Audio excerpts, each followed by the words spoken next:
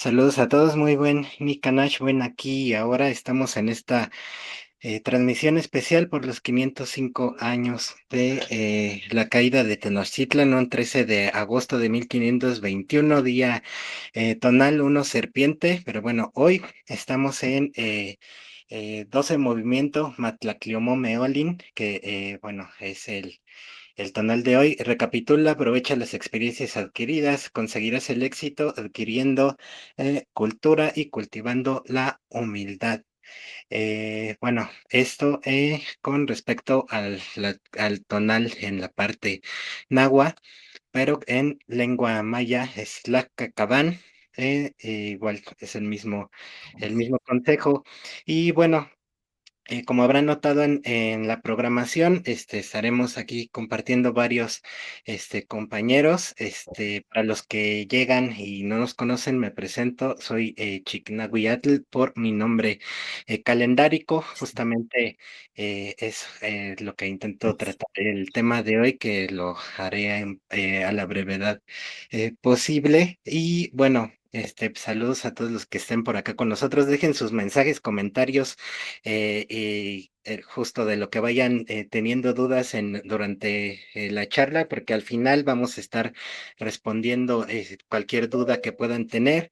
Y bueno, lo principal, digamos, de la toltequidad en las redes, eh, les voy a compartir que justamente aquí pueden ver que esta página, ¿no? Iglesia Maya es también obviamente para hacerme responsable por la publicación de estos kines, en este caso, y justamente les quiero compartir en dónde hago estas publicaciones del kin y bueno, y justamente también por qué.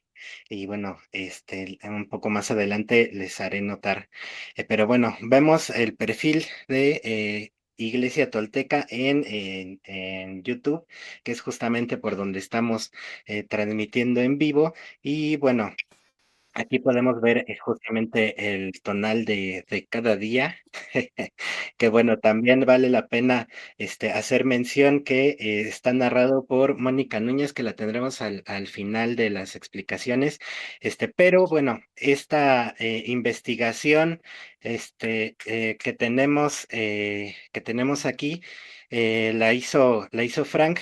Y toda la información la pueden obtener en el perfil de Amazon de Frank. Es la única fuente oficial donde se están vendiendo sus libros, también que, digamos, aprovecho para mencionarlo. En el libro de Tonálica, se encuentra la información que está justamente vertida en estos videos, que bueno, sería la parte principal, ¿no? Yo me guío a través de este tonal, que es para justamente compartir los otros. Y bueno, vamos a ver también justamente en dónde hacemos las demás publicaciones, pero bueno, eh, aquí tenemos los nombres de los tonales en varios idiomas, en varias lenguas, y bueno, justamente con la descripción que nos narra Mónica Núñez. Y les recuerdo, esta investigación la hizo Frank, que fue el que recopiló de varios documentos eh, todas las fuentes. Igual lo pueden ver después. Valdrá la pena hacer ese comentario de justamente de dónde van saliendo, ¿no? Esta información y por qué es que la compartimos así. Entonces, el siguiente que pueden ver es, por ejemplo, en el YouTube de Nación Tolteca. Aquí lo pueden ver de una manera distinta. Está en la sección de Shorts. Se muestra de la siguiente forma. Lo voy a poner aquí. Ok, está silenciado, no hay problema. Para que no vaya a interferir con la voz, ¿no? Que les estoy contando. Y bueno, aquí pueden ver, varía un poco porque es nada más la versión ligera, es solamente eh, para la parte náhuatl. Y nos da igual el mismo consejo. Está en su grabación, aparecen los nombres, y está narrado por Cali Mazatl, alumna de Antonio Guadarrama. Y bueno, vamos a continuar con los lugares en donde donde más lo comparto, pero antes de llegar a esa parte, les quería mencionar algo importante, ¿no? Podría parecer hasta una obsesión el cómo poder estar presentando el tonal cada día, ¿no? Pero bueno, recordando mis clases de calendario, ya hace algún tiempo con Frank mencionaba una frase que muy importante, que fue lo que a mí me sacudió. Y en esa frase, pues, nos decía Frank en la cita, eh, hasta los dioses son esclavos de los ciclos del calendario.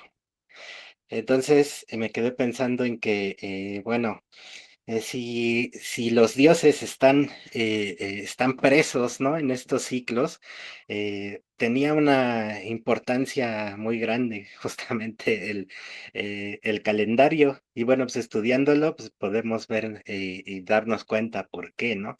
Entonces, aquí les traigo esta cita que está en el libro de Pueblos, lo van a poder ver por ahí, en el Pueblos 11, en el 14, medido está el pedir abundancia de favores y medido el buscar el favor del sol. Tiene fin el observar allá arriba la trama de las estrellas, desde donde velan sobre nosotros los ojos de los señores nocturnos, los señores presos en los ciclos de las estrellas.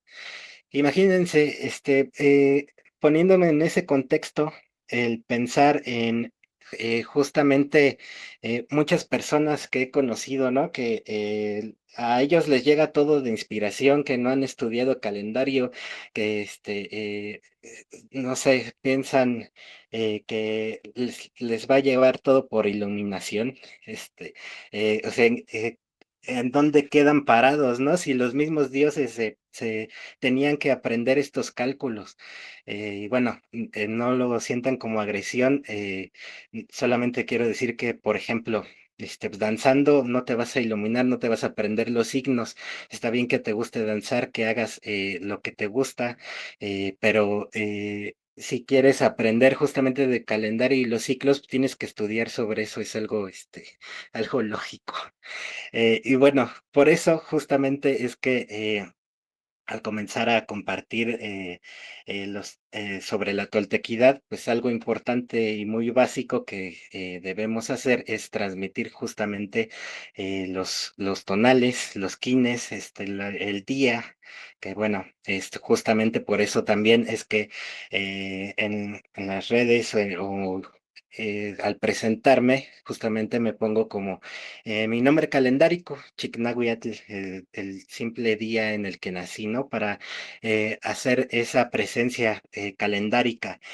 Otro lugar donde se encuentra el tonal que lo comparto día con día es en TikTok de Nación Tolteca. Aquí igual pueden escuchar, lo pueden reproducir. El otro lugar donde lo pueden encontrar es en el Twitter de Nación Tolteca. Ahí también lo pueden ver. Está aquí solamente con imagen, que es el mismo que está también por allá. Y también lo pueden encontrar en el Instagram. Aquí son de dos formas. En el Instagram de Nación Tolteca está bueno, también en el de Iglesia Tolteca, ya lo pueden ver por ahí.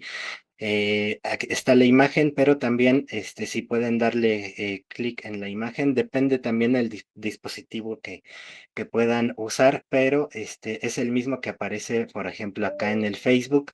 Si ustedes van al perfil, si se fijan, tiene esta rueda eh, indicada que con un brillo azul, que entonces pueden ver historia. Y aparece justamente el mismo tonal. Aquí aparecen varias historias dependiendo lo que haya publicado, El tonal, pero siempre a las 12 de la noche, el cuando tonal de inicia hoy el día, es van a encontrar 12 justamente el movimientos. tonal, para que también haya alternativas para que puedan verlo, ¿no? Bueno, y llegando ya a la etapa última de las redes sociales y bueno, las redes en general y la toltequidad, pues también hay que hacer notar que de los sitios de los que igual soy responsable para mantener y llenar de información, que bueno, aquí está la página de lenguanahuatl.com. Si se llegan a perder cualquier tipo de red social, Facebook, Instagram, lo que sea, por eso justamente es la idea el tener estas páginas y estos dominios en lenguanahuatl.com, que está aquí con la información de del texto de Salvemos la Lengua Náhuatl de Frank. Bueno, otra página y parte importante, teomochtli.org. Aquí se encuentran textos nahuas, hasta el momento y los libros del Chilam Balam, justamente para darle vida a ese Teomochtli, ¿no? Que esa es una parte fundamental de la iglesia tolteca. Otra página que igual, la pueden verificar, kinamoficial.com. Está aquí la investigación de Frank de Kinam y bueno, pueden ahí también revisar todo lo que quieran. La otra página, tonalica.com, aquí pueden ver, justamente coloco al principio los tonales del mes y bueno, pues también pueden ver calendarios completos, ¿no? De los años gregorianos, en este caso desde el 2017 hasta el 2026. Y bueno, las tablas en las que pueden hacer y verificar su tonal. Pueden buscar aquí, le pican al año y entran, y la otra, bueno, ya aquí como muestra, ¿no? Porque ya no, se me está acabando el tiempo justamente para presentar a los siguientes, y la otra es iglesiamaya.com. En esta página fue a petición de don Cornelio, que lo vemos aquí justamente, para poder compartir estas traducciones que hizo Frank para la comunidad maya, y aquí pueden ver y entrar, que esto lo hemos presentado ya con varios generales de distintas iglesias de la Cruz Parlante allá en la zona maya. Y bueno, obviamente la página iglesia-tolteca.com. Aquí igual las iremos rellenando, pero van a poder ver si, por ejemplo, hay algún ministro que diga que es parte de la iglesia tolteca, pues pueden verificar aquí si es ministro o no, pues también, para que no se vayan a dejar apantallar por eso. Y bueno, pues, básicamente sería eso. Hay que buscar formas, ¿no? De estar dando información. Y bueno, en general, estas son las redes que administro para la Iglesia Tolteca. Entonces, intentemos difundir todo lo más que se pueda. Si hay algo que les gusta, igual compartan.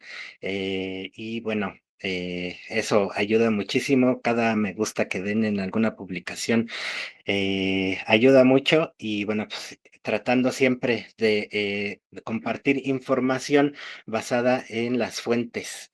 Podemos modernizar algún tipo de imagen, pero siempre lo que importa es de dónde viene. Y bueno, como ya son 5:15, pues, abro paso y también agradezco para saludar y aquí a Frank, que es su turno. Frank, ¿cómo estás? Nada más tu micrófono para que ya nos podamos escuchar. Y listo. Saludos, a disposición de ustedes. Me toca a mí ahora. Después sigue Huaycán. El tema que voy a tocar muy brevemente es el himno de los mexicas, que es un texto sagrado, obviamente. Y este tema sirve de introducción a la plática que nos va a hacer Huaycán. Ahora les voy a explicar por qué. Me gustaría comenzar esta plática escuchando la musicalización que hizo Huaycán, que es Diego David, de El himno mexica. ¿Se podría poner, Jonathan? Sí, sí, voy.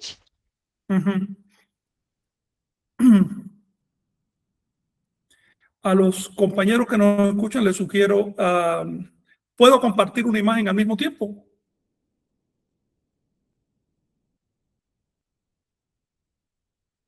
Sí, ponla, Frank, transmítela ahí para Sí, compartir. ok. Compartir. Ok, ahí están. Himno mexicano. Sí, avísame si ya se escucha. Todavía no nos va a dar la señal Chicnahua. Correcto. Este himno, les voy diciendo, se conserva en la obra Crónica Mexicayotl, escrita por un cronista náhuatl llamado Tezosomoc. Tezosomoc vivió durante casi todo el siglo XVI. Recogió sus traducciones directamente porque las conocía, porque se educó en esta tradición, y conservó el himno que entonaron los mexicas para fundar la ciudad de Tenochtitlan. La ciudad de Tenochtitlan se fundó entre 1323 y 1325. Fueron 3 eventos consecutivos en 3 años. Cuando ellos llegaron, cuando los primeros mexicas llegaron al sitio del islote, encontraron, simbólicamente hablando, encontraron un águila sobre un nopal devorando una serpiente. Y entonces de ahí surgió este himno. Si me pueden ir indicando, por favor. Sí, ya está. A los compañeros que quieran seguir la letra del himno, se los sugiero tratar de leerlo en náhuatl para ir haciendo, para ir entendiendo la lengua, ¿no? Para hacer facilidad. Está aquí en blanco y traducido en amarillo. Es un náhuatl muy simple. El de este himno es un náhuatl antiguo, todavía no era tan aglutinante, así que son palabras más bien cortas. Es fácil de seguir para nosotros. Ustedes me dicen, por favor. No se permite hacer eso.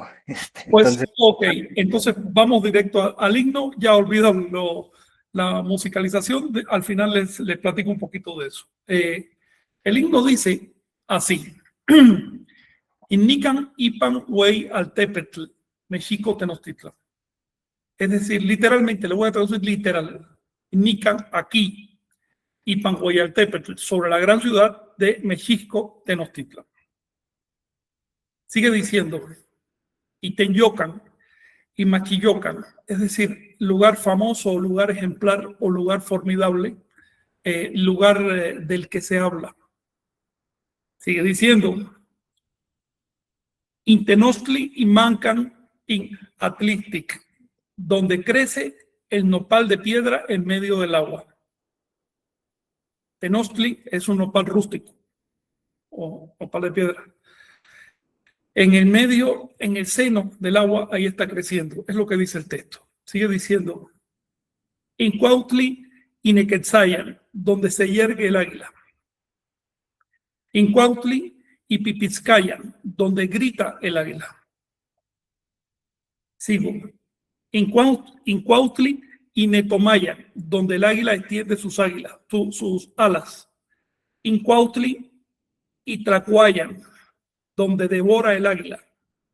Sigue diciendo, Icohuatl y Somocayan, donde la serpiente es destrozada. Es decir, los dos versos van juntos, donde devora el águila, donde destroza a la serpiente. Y termina diciendo, y Michin y Patlanía y Matlalat Intospalat, es decir, donde nada el pez en el agua verde y el agua dorada. Ahora vamos a analizar muy brevemente qué significa esto. Obviamente, cuando dice aquí en la ciudad de México Tenochtitlan, están hablando del deseo de fundarla, ¿no?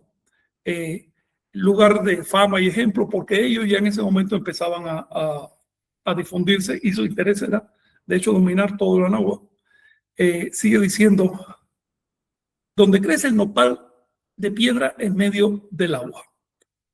Eso es lo primero, el agua, un islote y un nopal.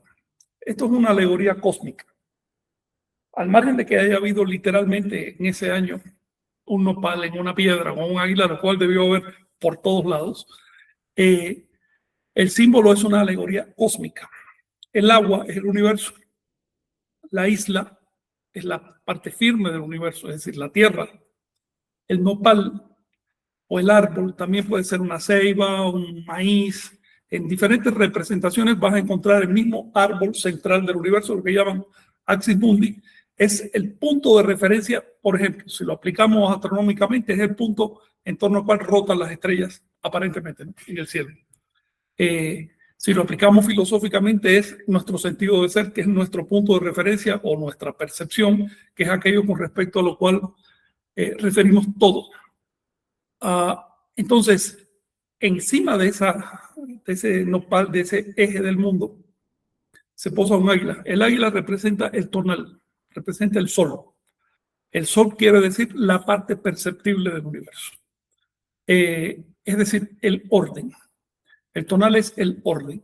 El universo se compone de innumerables, vamos a decir, estímulos que nos llegan, y nosotros hacemos una selección de todo eso, le damos orden, le damos sentido de causalidad, el tiempo, el espacio, los objetos, todo eso son creaciones mentales, y terminamos ordenando el mundo.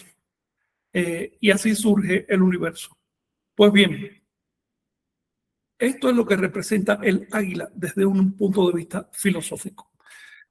Por eso es tan importante lo que hace el águila. ¿Qué es lo que hace el águila?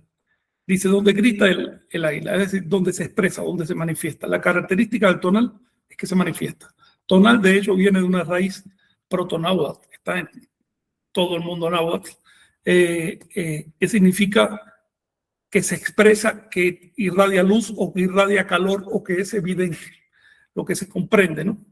Donde se yergue el águila. El tonal se yergue, es decir, no acepta el caos, sino que se levanta sobre el caos y por eso lo organiza. Sigue diciendo, donde el águila extiende sus alas, es decir, una característica del tonal es que vuela. Es como el sol que se expande y va iluminando todo. Insisto en estos atributos del águila para que se comprenda lo siguiente que dice.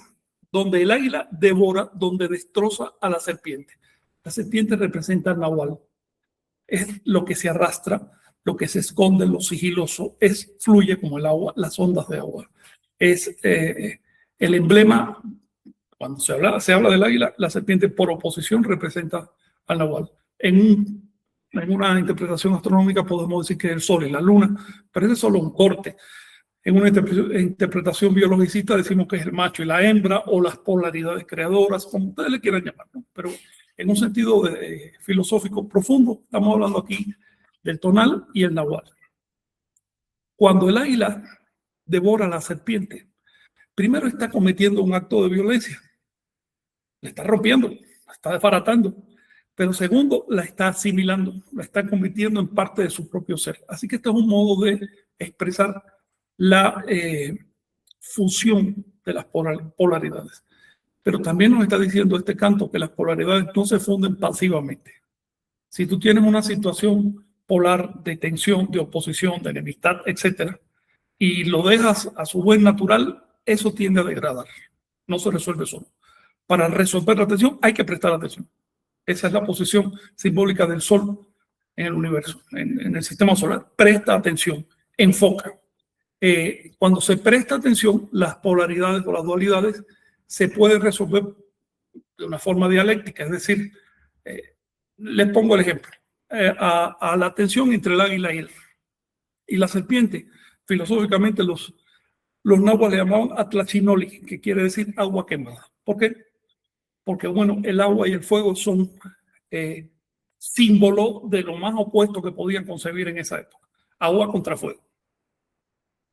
Sin embargo, resulta que el agua se puede quemar. Y cuando el agua se quema, produce vapor. Es decir, cambia su estado de agregación, se sublima. Es posible unir el agua y el fuego, simbólicamente hablando. De hecho, cuando nuestra cultura aprendió a unir el agua y el fuego hace 4 siglos, surgió el primer motor.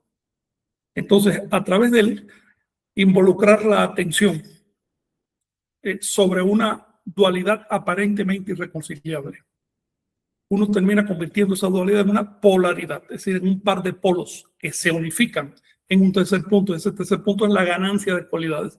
Es lo que significa que el águila devora a la serpiente. No es solo que la devora para suprimirla, no es que la eche para allá, no, sino que la integra, es parte de sí misma. El acto de devorar o de comer algo era para los anahuacas emblema de fundirse, porque es lo que hacemos con la comida, nos fundimos con ella y somos ya, antes era un maíz, y un ser humano. Ahora es la misma cosa, se fundió. Sigue diciendo donde nada el pez en las aguas verdes y azules. El pez es el testigo de todo lo que está pasando. Por lo general, cuando se habla del escudo de Tenochtitlan o de este simbolismo, se suele olvidar al pez, pero el pez es importante, es parte del asunto. El pez es otra forma de la serpiente. Es una forma todavía más primitiva, más temprana de la serpiente. Ni siquiera ha salido a la tierra, está en el agua. Está en lo que fluye. El pez no tiene patas, no se fija en la tierra, simplemente es fluido como el agua. Entonces, si nos vamos, por ejemplo, a ciertas zonas de Mesoamérica o a Sudamérica, es mucho más común, vemos que en lugar de la posición ave serpiente, la posición es ave pez. Y así lo vamos a encontrar, por ejemplo, en el mito de fundación de Anáhuac, que es el mito de la Isla Blanca. Pues la Isla Blanca se representa como una garza que está devorando un pez. Y encontramos la misma imagen. He contado esto para que vean que el lenguaje de los anahuacas era muy simbólico. Es necesario penetrar en esos símbolos para poderlos entender. Esos símbolos tienen varias claves interpretativas. Yo les he hablado de la clave filosófica, pero hay otras. Sobre todo la astronómica era muy importante, pero también hay una clave histórica. Este mito aparece, les voy a decir, aparece en toda la Tierra. No es que sea exclusivo de acá. Para empezar, lo encontramos tal cual en Sudamérica, en el norte de América, en Asia, e incluso lo encontramos en zonas de Europa y de África. ¿Por qué? Porque es muy obvio asociar un ave con una serpiente. La serpiente es lo que se arrastra, el ave es lo que vuela. Entonces estamos hablando de la superación de las limitaciones. La serpiente no puede volar, pero cuando el águila se la come, adquiere alas y vuela. La superación de las limitaciones, es decir, la evolución. Hombre, la manera más elegante de fundir estos símbolos fue el concepto de Quetzalcóatl o Kukulcán. Kukulcán significa serpiente emplumada. Es decir, una serpiente que echa plumas, después alas. En los olmecas no solo eran plumas, eran alas, y con esas vuelan. Quería decirles que la musicalización de este himno la hizo Huaycán hace poco tiempo. Esto apenas se está estrenando ahorita y es un intento de dar a conocer la literatura sagrada anahuaca, la literatura original. Esto lo pueden encontrar tal cual así en los códices, en las fuentes, porque al ponerle música, obviamente se hace más fácil de entender. Yo mismo, por ejemplo, yo toda la vida he conocido este himno y no le había hecho mucho caso hasta que Huaycán le puso música, entonces me lo empecé a aprender. Es lo que les quería decir. Quería agradecer a Huaycán por este esfuerzo de musicalización. Espero que nos hable un poquito más ahora en su ponencia de este asunto. Y con esto termino. Gracias, Frank. Vale, Gracias a ustedes. muchas gracias, Frank. Ok, pues, pues sí, pues en continuación a estos temas y sobre todo, pues primeramente agradecer a Frank porque esto parte de las fuentes que él ha traducido, ¿no? Entonces, sin esas traducciones es la parte principal y creo que es la parte primordial para este tema que les voy a platicar, ¿no? Que es el rescate de las artes de Anáhuac, ¿no? Jonathan, si me puedes apoyar ahí con la presentación. Listo, a ver si ya sale. Ah, ok, perfecto, muchas gracias. Ok, bueno, ese tema es pensando y también explicando un poco sobre lo que es viene de una reflexión, ¿no? De sobre todo cómo hacer un rescate cultural, pero sin caer en la deformación en la que eh, de manera pues viene siendo de manera contemporánea y ahora un poquito más con todas las herramientas que existen, cómo hacer un rescate con cierto respeto hacia lo que es la evidencia histórica y pues cómo separar cómo llegar a la creación contemporánea, ¿no? Eh, entonces, eso me lleva a la reflexión de cómo se fue construyendo Huaycán y creo que se puede aplicar a cualquier rescate de las artes de Anáhuac. Siguiente slide, por favor.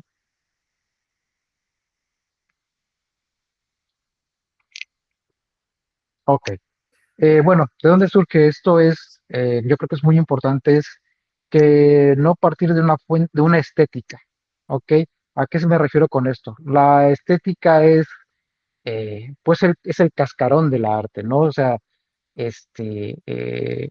es lo que tenemos ahorita, que puede derivar como un folclore demasiado exacerbado y te puedes perder en ese folclore y terminas enalteciendo el cascarón en vez de quedarte con la fuente, o sea, con lo importante, con esa filosofía, que, vaya, es parte nuclear de la comprensión de nuestras culturas. Entonces, muy importante es que esto comienza pues leyendo antes de hacer una composición, ¿no? Es leer qué está documentado, este, y qué significa, ¿no? Y darle sobre todo un contexto, ¿no? El contexto significa en qué lugar del tiempo estuvo esta fuente, ¿no? Ese es en primer lugar, y en dónde estuvo ubicado en el tiempo, porque eso también nos ayuda a saber la parte del impacto cultural en donde se encontraba esa traducción y en qué momento, ¿no?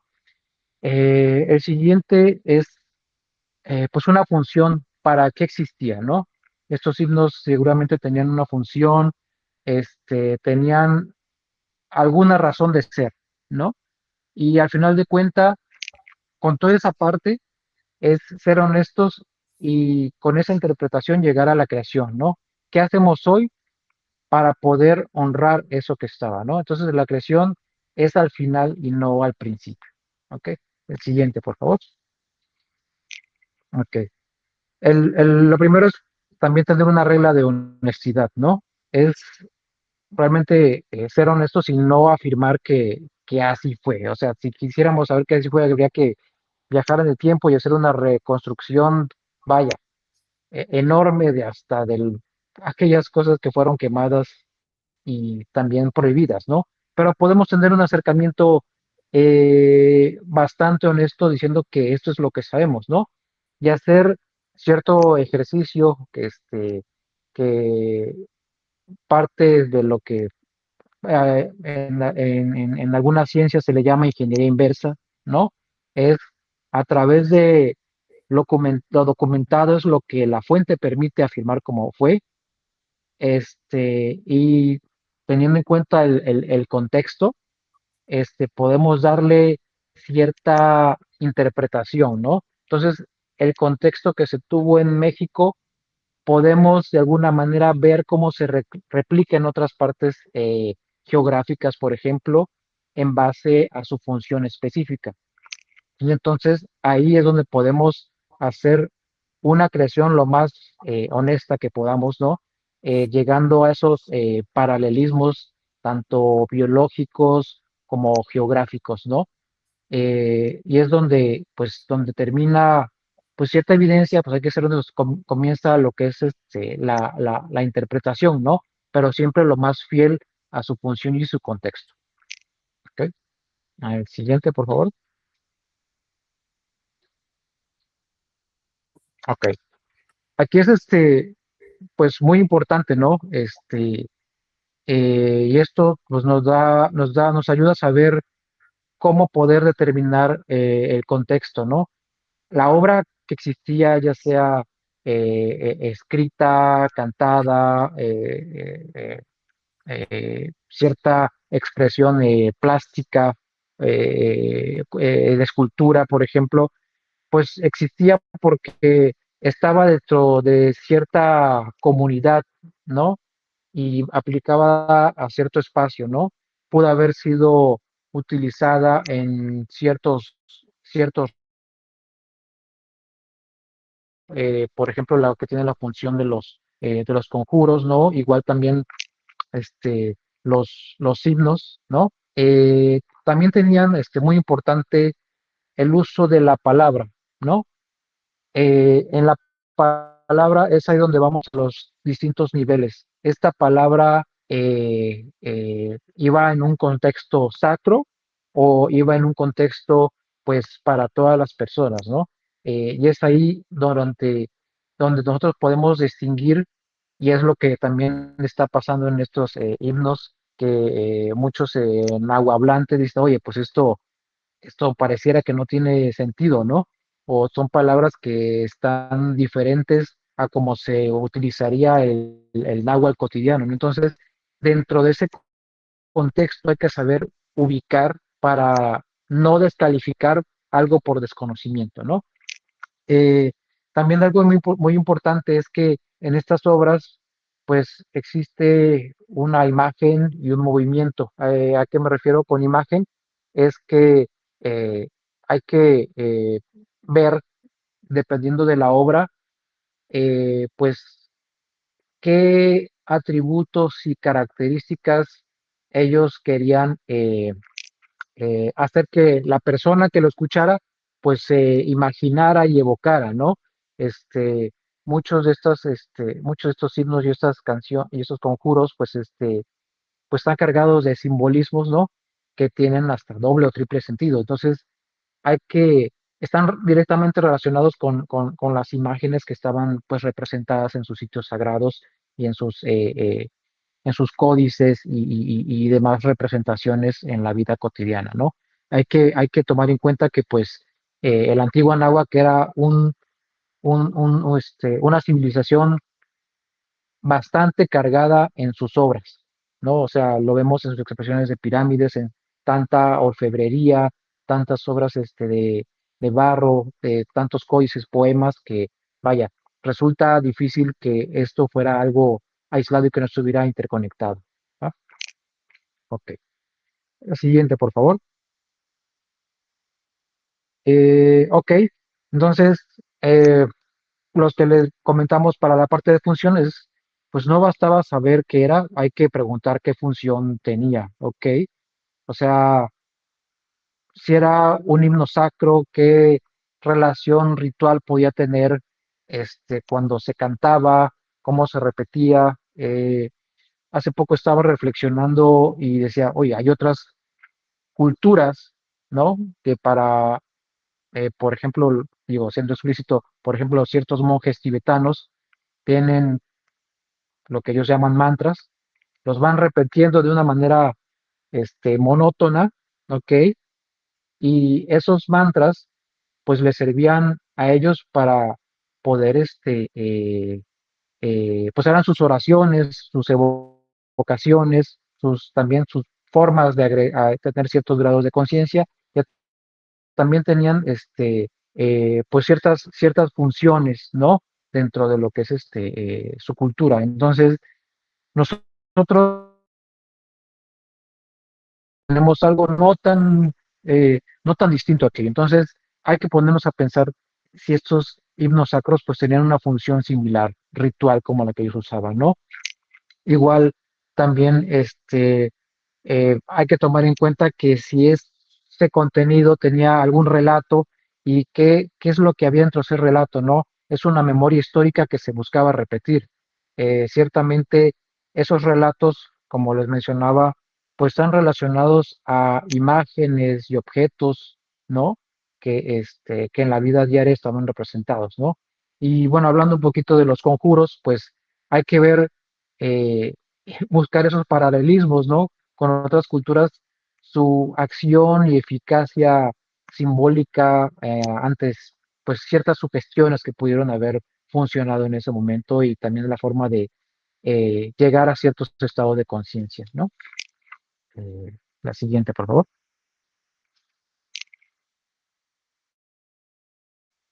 Entonces, pues el rescate no es copiar la apariencia, no es quedarnos en el cascarón, ¿no? O sea, oye, si esto sonaba así, o si esto era puras plumas, si esto era puras pieles de jaguares, si esto era puro hueso, si esto era pura sangre, o sea, no. Hay que saber entender el símbolo, conocer el contexto y la función para poder darle un sentido, ¿no?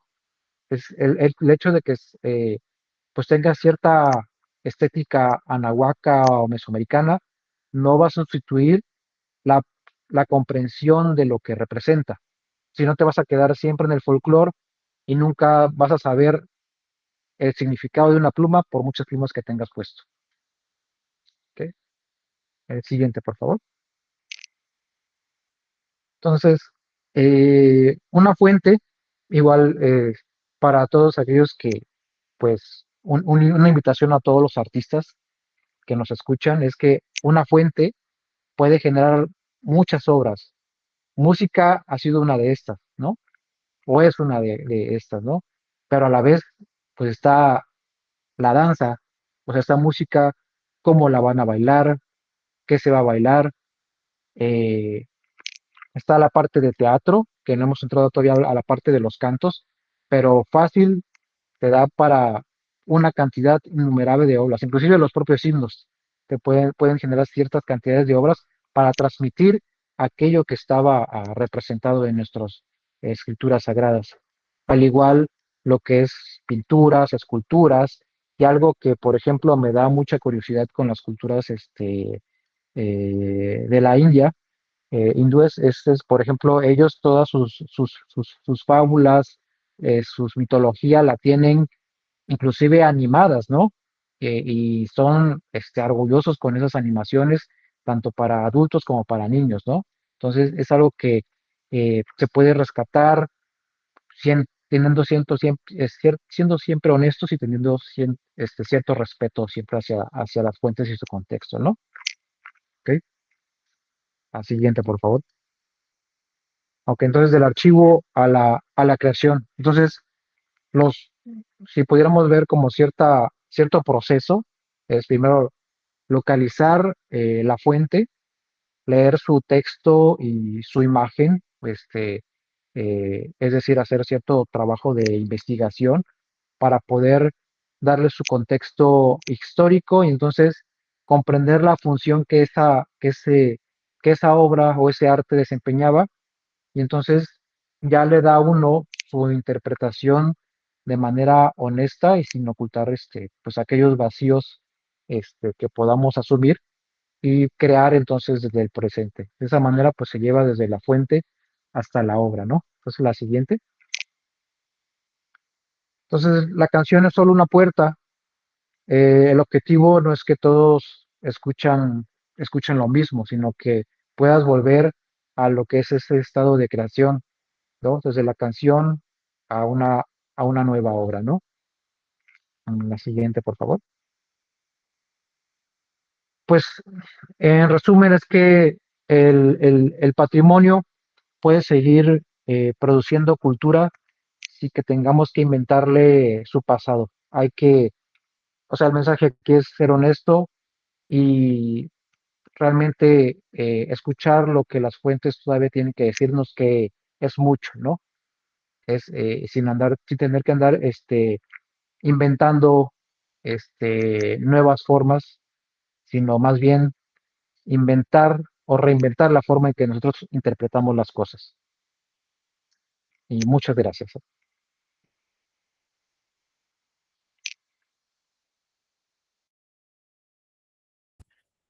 Gracias, Baikan. Gracias. Adelante, Chiknawi. No, con Miguel. Muy bien, entonces seguimos. ¿Qué toca Miguel? Y saludos, Miguel. Un abrazo. Saludos, compañeros. Muchas gracias. Saludos, Miguel.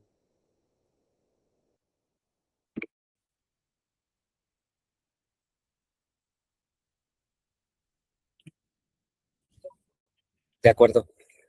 Bueno, voy a comenzar presentando una propuesta de escudo bandera calendárico, que es la siguiente.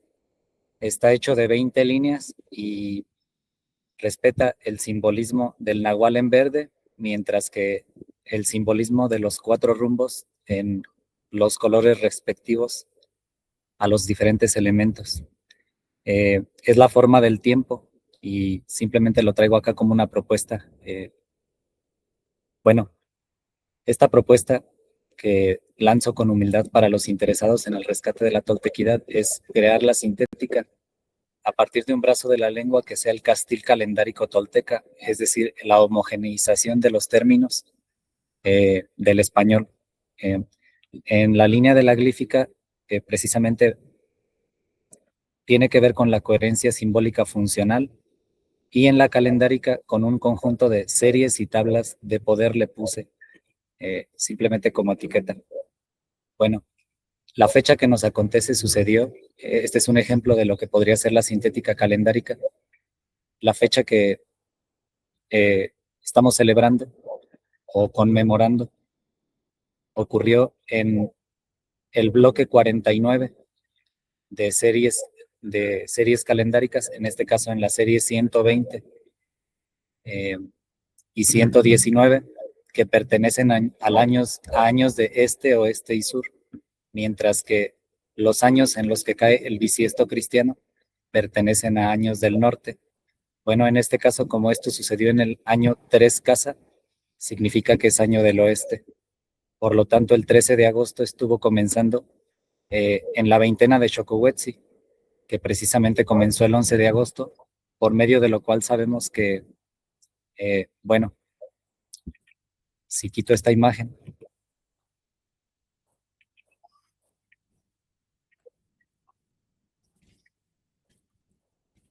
se presenta el orden en el que se presentaron los días en esa veintena, y podemos corroborar que fue precisamente el tercer día, el día 1 serpiente. Bueno, este fundamento se presenta como algo escisivo, libertad o imposición.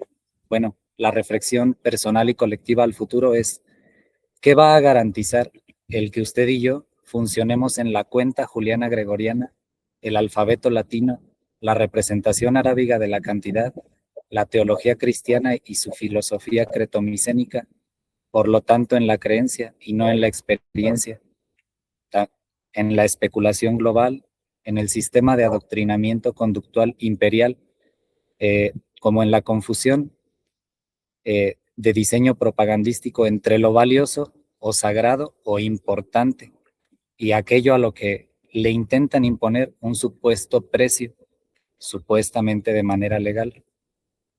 Bueno, hay una diferencia absoluta entre este par de conductas, y es el tlamatilistli o el conocimiento. Bueno, ¿el conocimiento para qué? Para poderse poner de pie viviendo en paz activa, o para saber caer y renacer también viviendo en paz activa, es decir, ciñéndose al modo de vida tolteca. Bueno, aquí están las civilizaciones del medio o humanidad actualmente.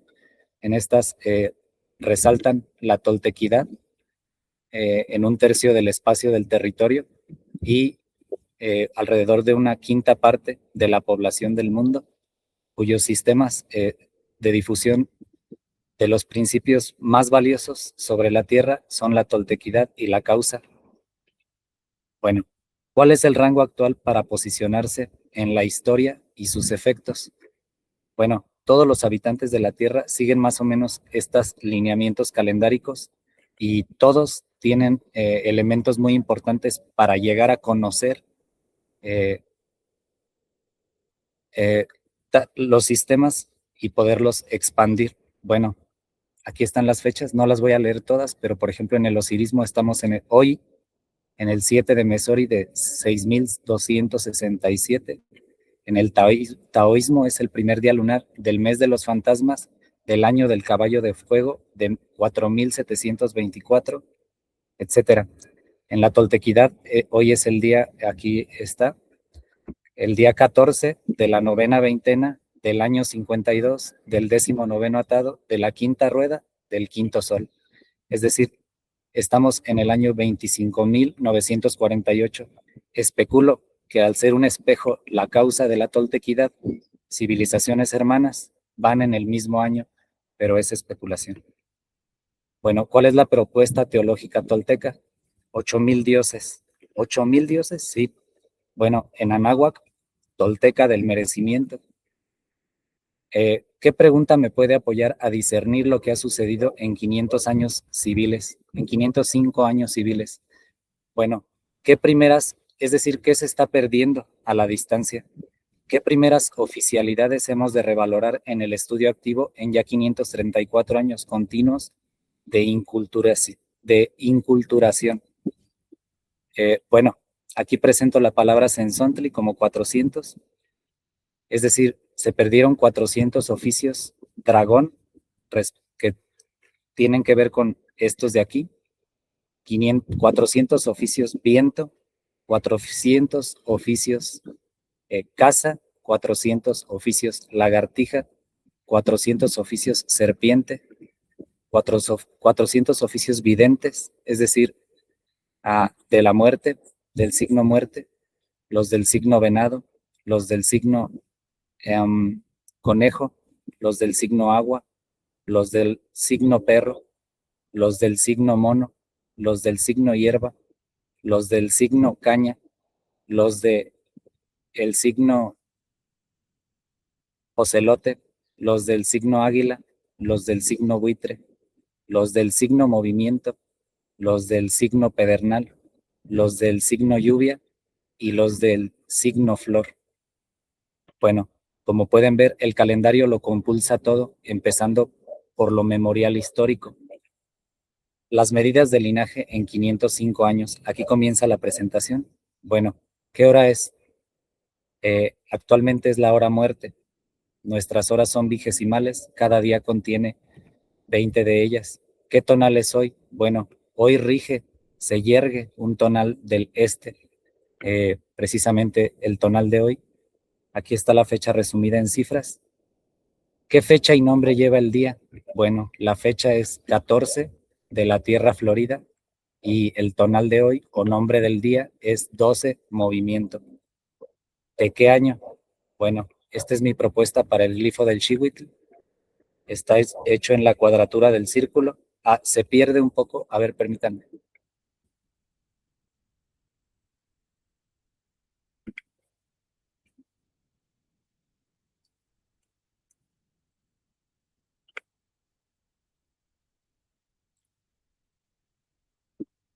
Bueno, en otro momento lo presento. Es el año 10 lagartija. ¿Cuánto tiempo hemos resistido como Anáhuac? Es decir, como estado de conciencia. Bueno, de la caída de Tenochtitlan a la fecha. En el atado pedernal, de la caída de Tenochtitlan hasta su término, fueron esta cantidad de días naturales y esta cantidad de tonales. Luego siguen una serie de 8 atados completos o 7. En este momento estamos en el atado águila, en el tonal 18,789 y en el día natural 18,802. En total van 184,939 días naturales y 184,312 tonales. Bueno, ¿a dónde nos lleva esta diferencia fundamental en la calendárica tolteca de Anáhuac? Bueno, a que el tonal de hoy es 12 movimiento o mome olin.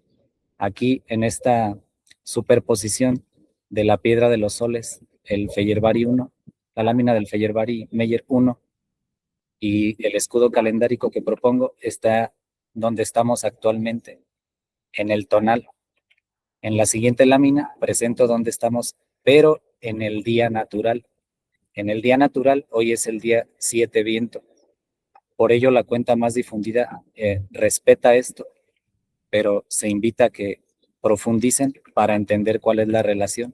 Acá está el tonal el día natural de hoy.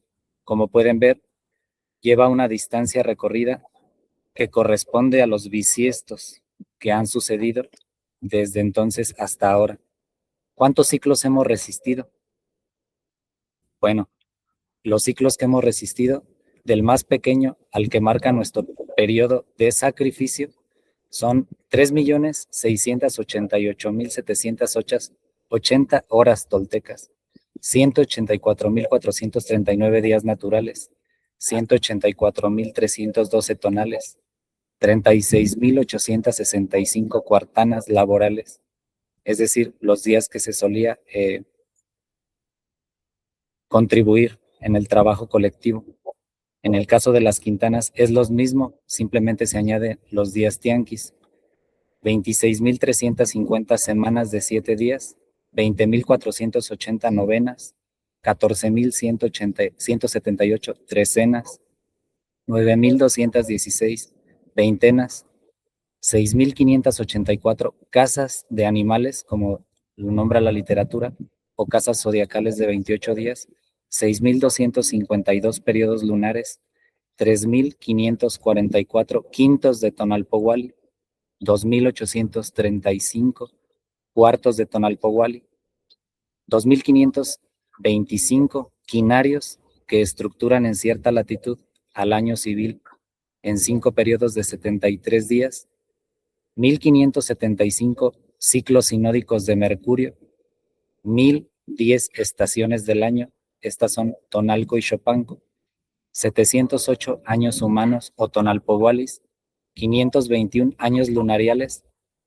de 12 periodos de 29,5 días, 512 años cosmológicos o Tun en maya, 506 años siderales, 505 años civiles, 502 años sinódicos de Plutón, 501 sinódicos también de Neptuno, 498 sinódicos de Urano, 487 de Saturno, 460 de Júpiter, 315 de Venus, ambos sinódicos también, como el de Marte, 236, 225 periodos de 819 tonales, 126 Teoxihuitl o años divinos, 63 periodos cenicientos o Inextigua, 45 periodos de manchas solares de 11 años aproximadamente, 38 trecenios, 25 ciclos catúnicos 20, 21 catúnicos 24, 9 atados, 4 edades, 3 triatados que sirven para los ciclos mayores de Marte, un Bactún. Aún no llegamos a completar una serpiente de 520 años, una serpiente de atados, ni una rueda, es decir, un periodo de 1,040 años, ni un sol, menos un Pictún, o un ciclo de 26,000 años, que lo presento acá como precesional. Bueno, ¿cuándo cumpliremos el primer hemiciclo? El domingo, es decir, ¿cuándo se cumplirán 520 años de la caída de Tenochtitlan? El domingo 25 de agosto del 2041, en el cuarto señor nocturno. Bueno, hay que hacer favor de corroborar y estudiar todos para trascender las cuentas populares. Bueno, acá les dejo un obsequio. Le titulé Los verbos de los dioses. Me recuerda a la marcha de los dioses que se presenta en la danza sagrada y es cómo aplican los dioses en las horas del día. Está inspirado en la obra de Tonálica de nuestro compañero Frank.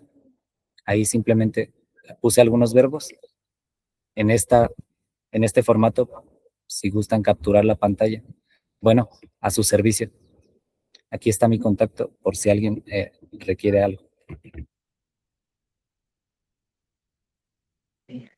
Muchas gracias, Miguel, muy bueno. Gracias. A su servicio, compañeros. Órale. Entonces toca el turno de Omey. ¿Cómo Sí, estás? bien, bien, pues aquí ya listos. Y pues un gusto estar por acá y escuchar por lo que amablemente preparamos todos para compartir en este día, ¿no? La idea es justamente eh, abordar distintos temas, ¿no? Desde el punto de vista diferente. Y bueno, en mi caso, yo enfoco el tema como una identidad cultural basada en una derrota y como el origen de un trauma, ¿no? En términos de la caída de Tenochtitlan. Yo voy a enfocar un poco más como al aspecto histórico de, pues, de este día.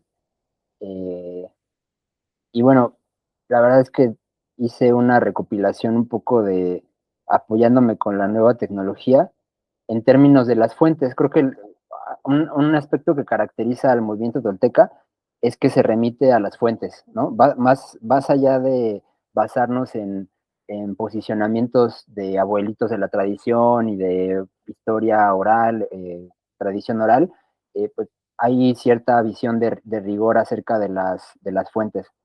Entonces, eh, hice una pregunta, ¿no? Ocupando la IA, y bueno, estas son las referencias alrededor de esta fecha, ¿no? Es una invitación también. Las fechas conmemorativas yo las veo como una oportunidad para recapitular, y como elementos de recapitulación histórica, pues son las fuentes documentales a las cuales podemos pues asistir y ver también qué disposición hay, ¿no? En términos de obtener las fuentes, porque quizá muchos códices de estos a lo mejor no están tan accesibles, ¿no? Y tengamos que buscarlos, no lo sé. Hoy en día pues el avance tecnológico, internet y demás, nos hace acceder a distintas fuentes documentales. Y bueno, en relación a este suceso tenemos el Códice Boturini, la tira de la peregrinación, el Códice Mendoza, el Códice Aubin, digamos, códices pictográficos e indígenas, es la referencia que se da aquí. En Crónicas Históricas y Relaciones, la historia de las Indias de la Nueva España, de Fray Diego de Durán, la Crónica Mexicayot, Francisco Alvarado de Tezosomoc. En relación a esta crónica me aventé algunas conferencias también a partir del 2021, ¿no? Como se cumplían los 500 años de 1521, hubo varios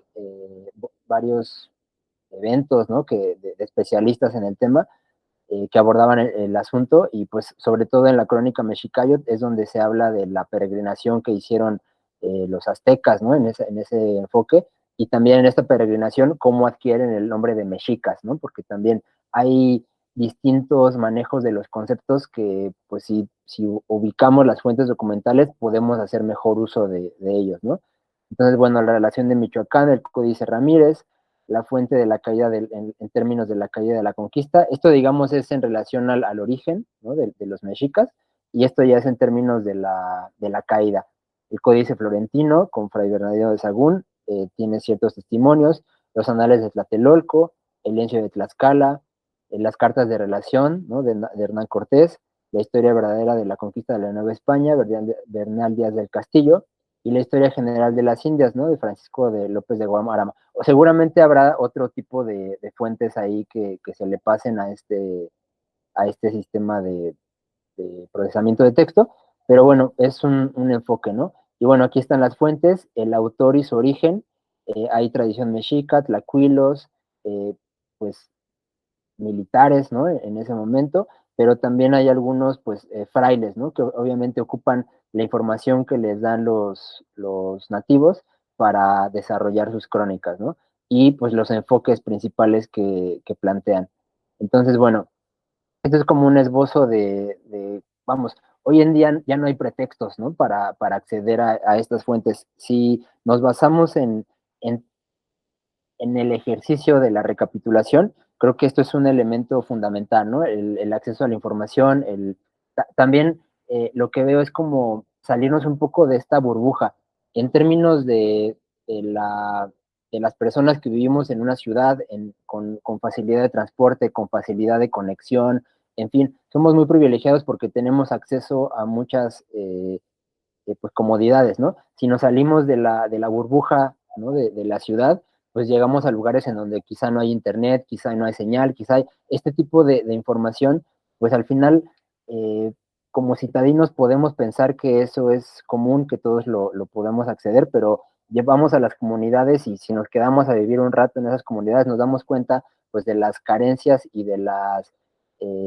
limitaciones que tenemos para acceder a la información, ¿no? Entonces es también como hacer hincapié en no se justifica, pero para mí es una manera de entender el por qué hay tantos equívocos y por qué hay tanto desconocimiento de las cuentas calendáricas, de un montón de datos importantes, de datos fuente, y por qué pues sigue habiendo calpulis que se enfocan en la danza o quizá más actualmente grupos de quinames, ¿no? Que se enfocan en los ejercicios físicos, pero tampoco es la solución, ¿no? El Kinam como sistema pues ayuda como a entender, es una entrada, pero al final no hay como leer al final una crónica de un fraile y hacer un análisis, hacer ese esfuerzo de entender, y pues creo que es parte de ese intento, ¿no? Y bueno, en relación a estas reflexiones, eh, también otro elemento que me parece importante mencionar, pues es justo las fuentes, ¿no? En donde encontramos como más referencias a este suceso. Al final, pues es la caída de un imperio en el altiplano mexicano. eh, y, y encontré por ahí una infografía que me pareció relevante eh, mencionar, que es en relación a los... ¿Sí se alcanza a ver? Sí, Bueno, espero que se alcance a ver. De los 13 de los 32 estados de México, el náhuatl es la lengua indígena con mayor número de hablantes. Esto nos da una referencia también de las fuentes documentales, ¿no?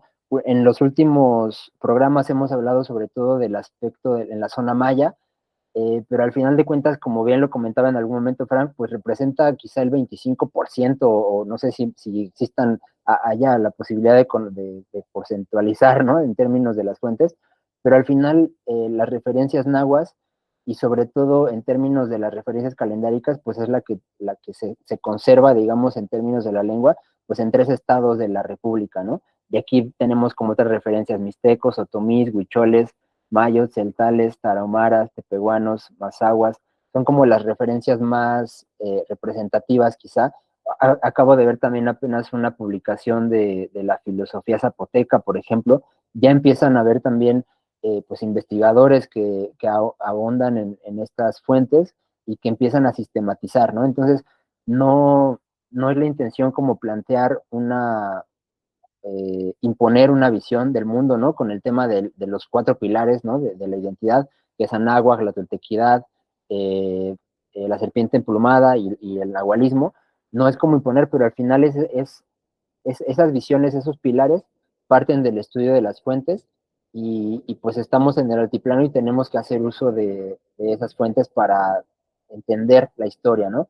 Y sobre todo en ese ejercicio de la recapitulación. Yo veo como estas fechas un pretexto para recapitular y para intentar entender, ¿no? La historia, ¿no? Para dejar de,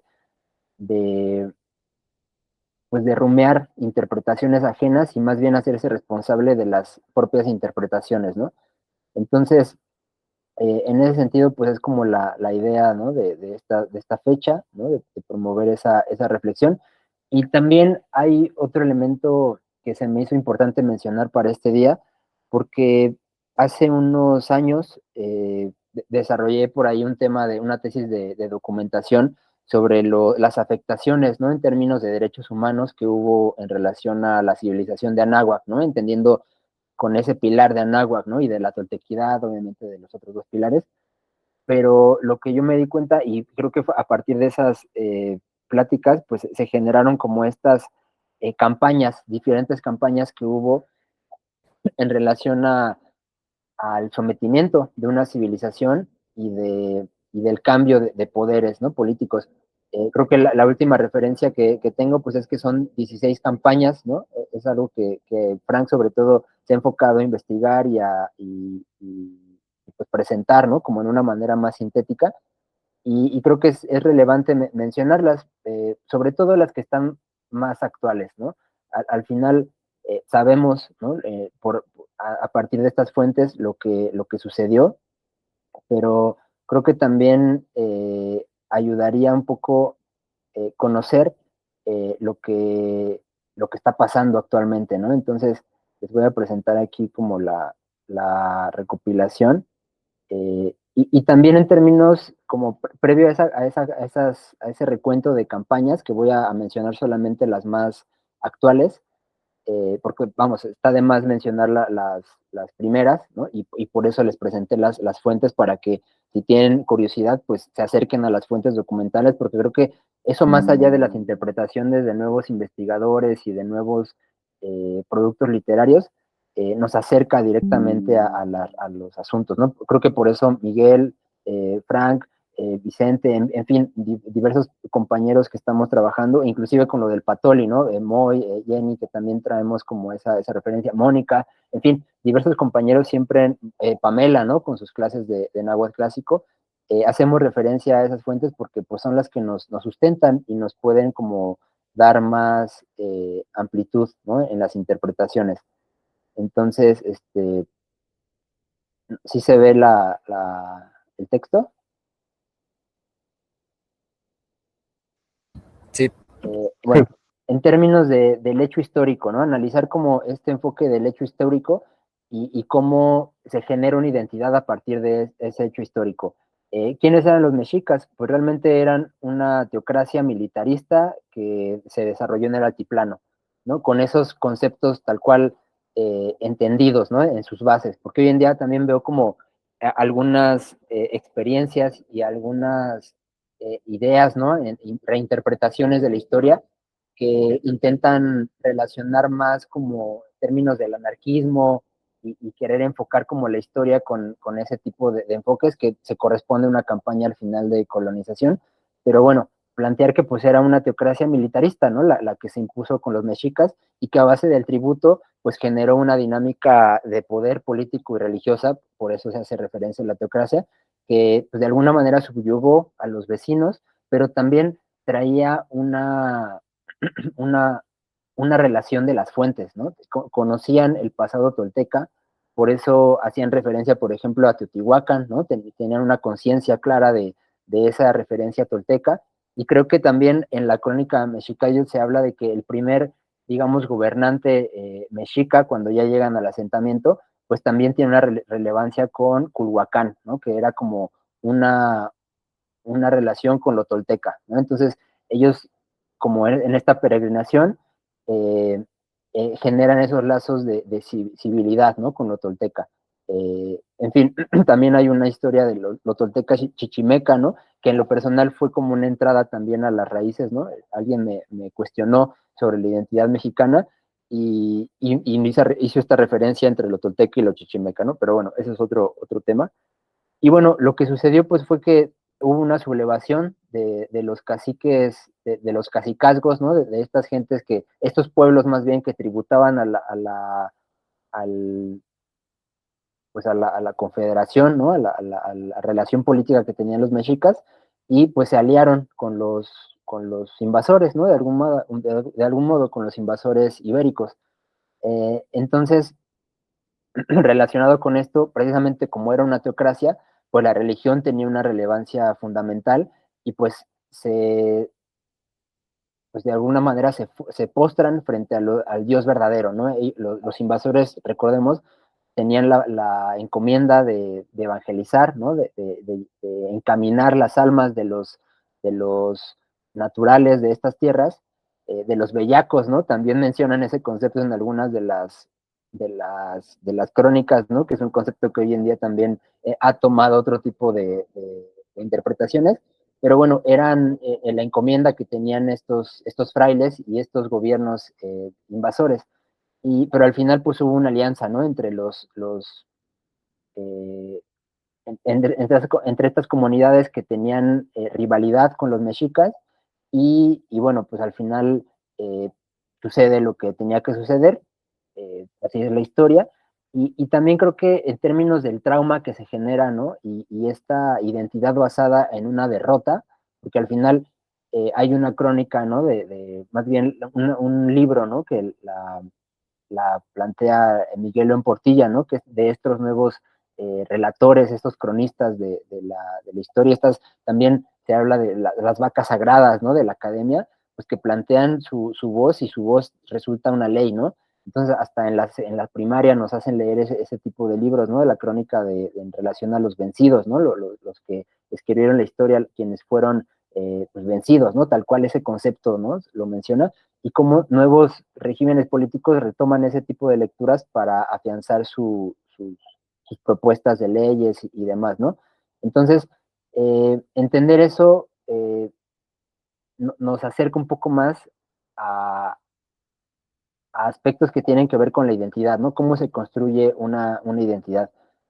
Y bueno, al final esa identidad se construye en base a estas campañas que buscan, pues, de alguna manera, pues terminar con esa memoria histórica que se tiene en relación a la historia de México, ¿no? Entonces, bueno, voy a hacer mención solamente de las últimas campañas que se plantean. Estos son relacionados con escritos que ha planteado Frank, ¿no? En alguna de sus investigaciones en relación a estos temas. Y bueno, la octava campaña, por ejemplo, fomentada por gobiernos criollos desde el inicio del siglo XX, banaliza las culturas nativas y las reduce a espectáculo folclórico y atractivo turístico. Esto lo podemos ver también actualmente con el tema de Xcaret, ¿no? Como ese tipo de elementos que utilizaron para hacer ese tipo de demandas y ocupando el tema de la apropiación cultural, pues todo el tema que hubo últimamente al respecto, ¿no? Y cómo van planteando cierto ambiente, ¿no? En relación al aspecto cultural en la población. Eso hay que verlo, ¿no? El tema de este tipo de situaciones no es la situación como tal, sino las consecuencias que deja para siguientes años, ¿no? La inhibición de utilizar elementos de identidad nativos para generar, pues, productos, ¿no? Productos culturales, ¿no? Entonces es como la relación de esa octava campaña. Bueno, la novena tiene que ver con la segunda evangelización cristiana. Las iglesias desarrollan estas comunidades y sobre todo vienen con recursos foráneos y tienen una protección legal y fomentan el desmantelamiento de las estructuras sociales ancestrales. Esto lo podemos ver justo sobre todo en Centroamérica, ¿no? Cómo ha avanzado el evangelismo, todas estas iglesias protestantes que empiezan a desarticular la organización y podemos ver también ejemplos como por ejemplo en San Juan Chamula, en Chiapas, que se mantienen todavía ciertos elementos pues, culturales pues antiguos, ¿no? En términos inclusive hasta vigesimales, numéricos, ¿no? Que si tú vas a esas comunidades y los interpretas con cierto enfoque, pues te das cuenta de ciertos patrones. ¿Alguien escribió algo? ¿Alguien quiere comentar algo? Sí, ya vamos 6:18. Ah, Entonces, ok, sí, son 15. Bueno, al final la relación tiene que ver con las nuevas implementaciones de leyes, ¿no? Que hay como de los derechos indígenas y demás. Entonces, pues sí, hay como todo un apartado al respecto. Ahí, si lo pudieron leer, pues se van a acercar como a conocer un poco. Pero bueno, son temas que hay que dialogar y que ir platicando. Entonces, ya, para no avanzar más en el tiempo, pues muchas gracias.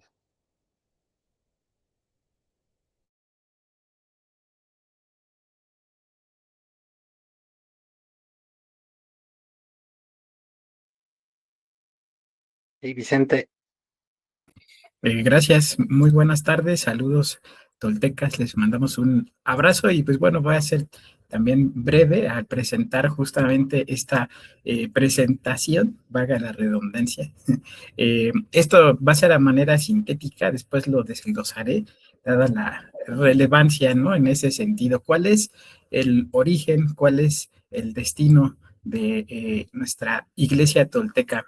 Y pues bueno, vamos a arrancar con lo siguiente, ¿no? ¿Por qué iglesia? ¿Por qué tolteca? Bueno, iglesia, en este caso en la RAE, viene propiamente denominada así del griego eclesia como una asamblea. ¿Por qué manejo aquí en este caso la SEGOV, Secretaría de Gobernación de México? Porque este término remite a orden jurídico y en este caso la SEGOV del Gobierno de México indica que en el contexto de la legislación religiosa mexicana se refiere a una organización o comunidad religiosa. Iglesia no es necesariamente el edificio y pues en este caso, porque es tolteca, pues tenemos estos antecedentes. En este caso, que los toltecas son hombres o mujeres de experiencia propia. Molina nos habla acerca de el arte para vivir, la toltecayotl. En el Popol Vuh se cita al maestro tolteca denominando así al ser supremo, el Chilam Balam en el libro de los linajes, también en este caso a los primeros toltecas como gigantes reformadores de la escritura.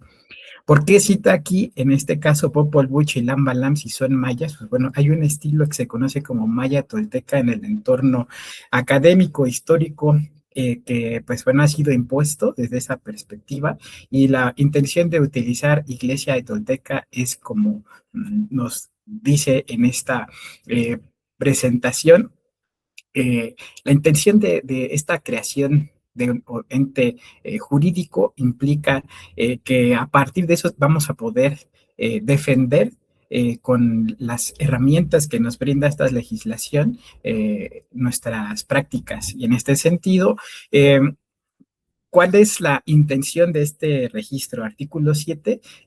Las personas que soliciten esto deben acreditar con esta agrupación religiosa, en este caso, asociaciones, cuando ya está el elemento, el entorno jurídico, así aprobado por la instancia correspondiente, y la agrupación es cuando no hay todavía una autorización. Cualquiera persona que tenga una religión, un credo, puede asociarse libremente. Y pues bueno, en este caso, lo importante en este caso es la instrucción de una doctrina religiosa o un cuerpo de creencias religiosas. En este caso, para hacer la aprobación, se realizan actividades en este país, ¿no? En el entorno donde se va a llevar a cabo este registro durante al menos 5 años, y se debe comprobar un notorio arraigo, ¿no?, ante la población. También que se cuenten con los bienes suficientes para cumplir con su objetivo, ¿no? También estatutos que den las bases para la operación y cumplir con los requisitos ordenados en esta legislación. Eh, Algo importante en este caso, ¿no? La ley no exige que una religión sea cristiana, católica o protestante. Sin embargo, hay más de 10,000 asociaciones religiosas ya actualmente que pues van en predominancia a ser de estas corrientes, ¿no? Entonces, en este caso, doctrina religiosa, cuerpo de creencias religiosas. Pues bueno, la Iglesia Tolteca lo que busca justamente es, a partir de este legado, esta herencia que tenemos de la literatura sagrada, retomarla para continuar, en este caso, con sus prácticas, ¿no? En ese sentido, el registro que permite adquirir esta personalidad jurídica, pues bueno, ha sido una aventura interesante que pues inició hace más de 20 años, y la ley se va actualizando. El 14 de noviembre del 2025 inició justamente una nueva actualización, ¿no? En ese sentido. Como tal, nosotros no tenemos esta acreditación, por así decirlo, pero como agrupación religiosa, lo que sí podemos hacer sin tener registro en este caso es, como el artículo 9, ¿no?, lo autoriza, en este caso, practicar y celebrar su religión. Se pueden realizar actos de culto y desarrollar actividades religiosas dentro del marco constitucional legal. También celebrar ceremonias religiosas, realizar reuniones de culto, enseñar la doctrina, difundir las creencias, organizar actividades religiosas y designar o reconocer ministros conforme a su propia organización. En esta hay dirigentes o fundadores, fundadoras, hay ministras, ministros responsables, órganos internos, reglas, doctrina, cuerpo de creencias y las actividades de enseñanza religiosa. Desde hace más de 20 años, estas se llevan a cabo. En 2006 aquí hay un registro de una actividad muy interesante que se realizó allí en Tierra Santa de Huehuetlapalan. Me mandamos un saludo a don Tirso, quien es el guardián de estas tierras, en donde pues se liberó también una de estas barcas, ¿no?, en conmemoración justamente a la ubicación de este sitio santo, ¿no? Entonces, también conferencias, cursos, talleres, convivencias, ¿no? En Cerro de la Estrella, 2007, un año fundamental, ¿no? 500 años después de la celebración del último Fuego Nuevo, también hubo presencia, y así en otros lugares santos de Anáhuac, ¿no?, como el Chalcatzingo y otras más que, pues bueno, forma parte también de estas prácticas. Con lo que cierro, en este caso, para darle continuidad a nuestro programa de actividades conmemorativas a esta fecha tan relevante, 505 años de la caída de México Tenochtitlan. ¿Cuál es el origen? ¿Cuál es el destino? Pues bueno, el origen pues viene desde atrás, viene de nuestras raíces ancestrales, como veíamos ahí en ese gran árbol de amate.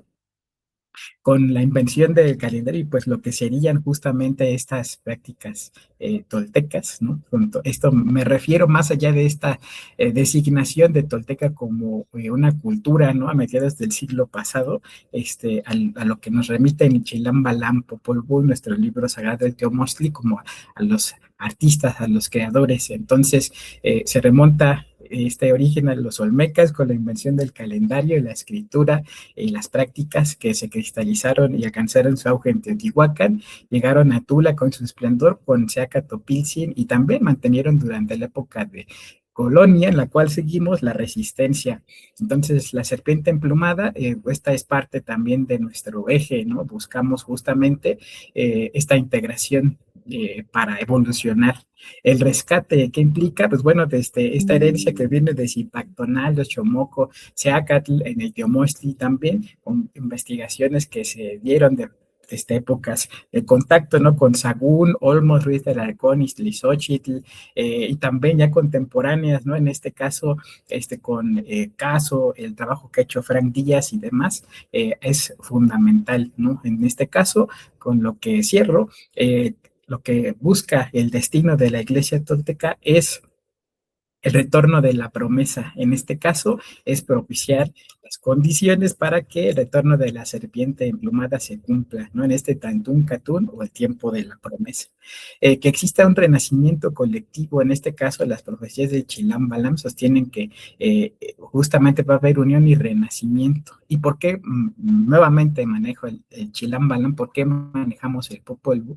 Porque ahí se habla de los toltecas y de ahí se habla justamente de este vínculo que va más allá de esta mente occidental que nos ha dividido y que nos ha borrado la memoria, ¿no? En este caso, también la creación de una masa crítica para que justamente esto permita mover este punto de encaje, que la percepción se expanda y valoremos este patrimonio, este legado que costó tantas vidas.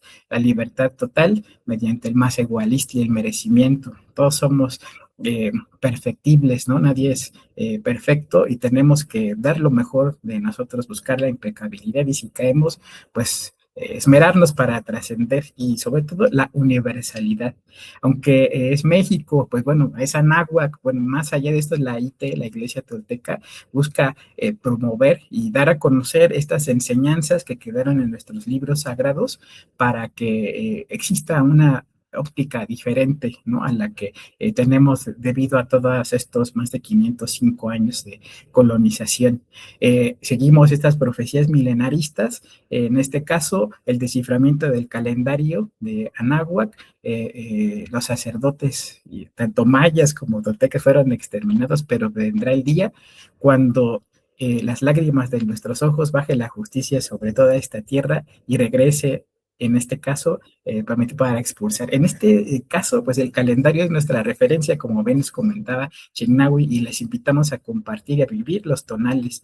Recuperación del Teomostli, también en este caso, es un trabajo arduo que se ha hecho por muchos investigadores desde épocas antiguas, Boturini, Bustamante, trabajo que ha hecho Frank y las aportaciones contemporáneas, pues nos van a hacer posibles este caso. El desciframiento también de la teología tolteca, donde pues la traducción de estos documentos nos van a permitir identificar esa estrella que guíe el cumplimiento de nuestras profecías. También la adaptación de los principios toltecas a nuestra época actual. Es importante que desde su brecha, desde su lugar donde se encuentren de cualquier país, en cualquier lengua que hablen, puedan sumarse y enriquezcamos esta experiencia tolteca. Y pues bueno, el cumplimiento de los ciclos en noviembre próximo va a arrancar una fecha muy importante para que hacer justamente estos ciclos se cumplan. Recuperaremos el nahualismo también, base a la práctica. Cada uno de nosotros puede hacerlo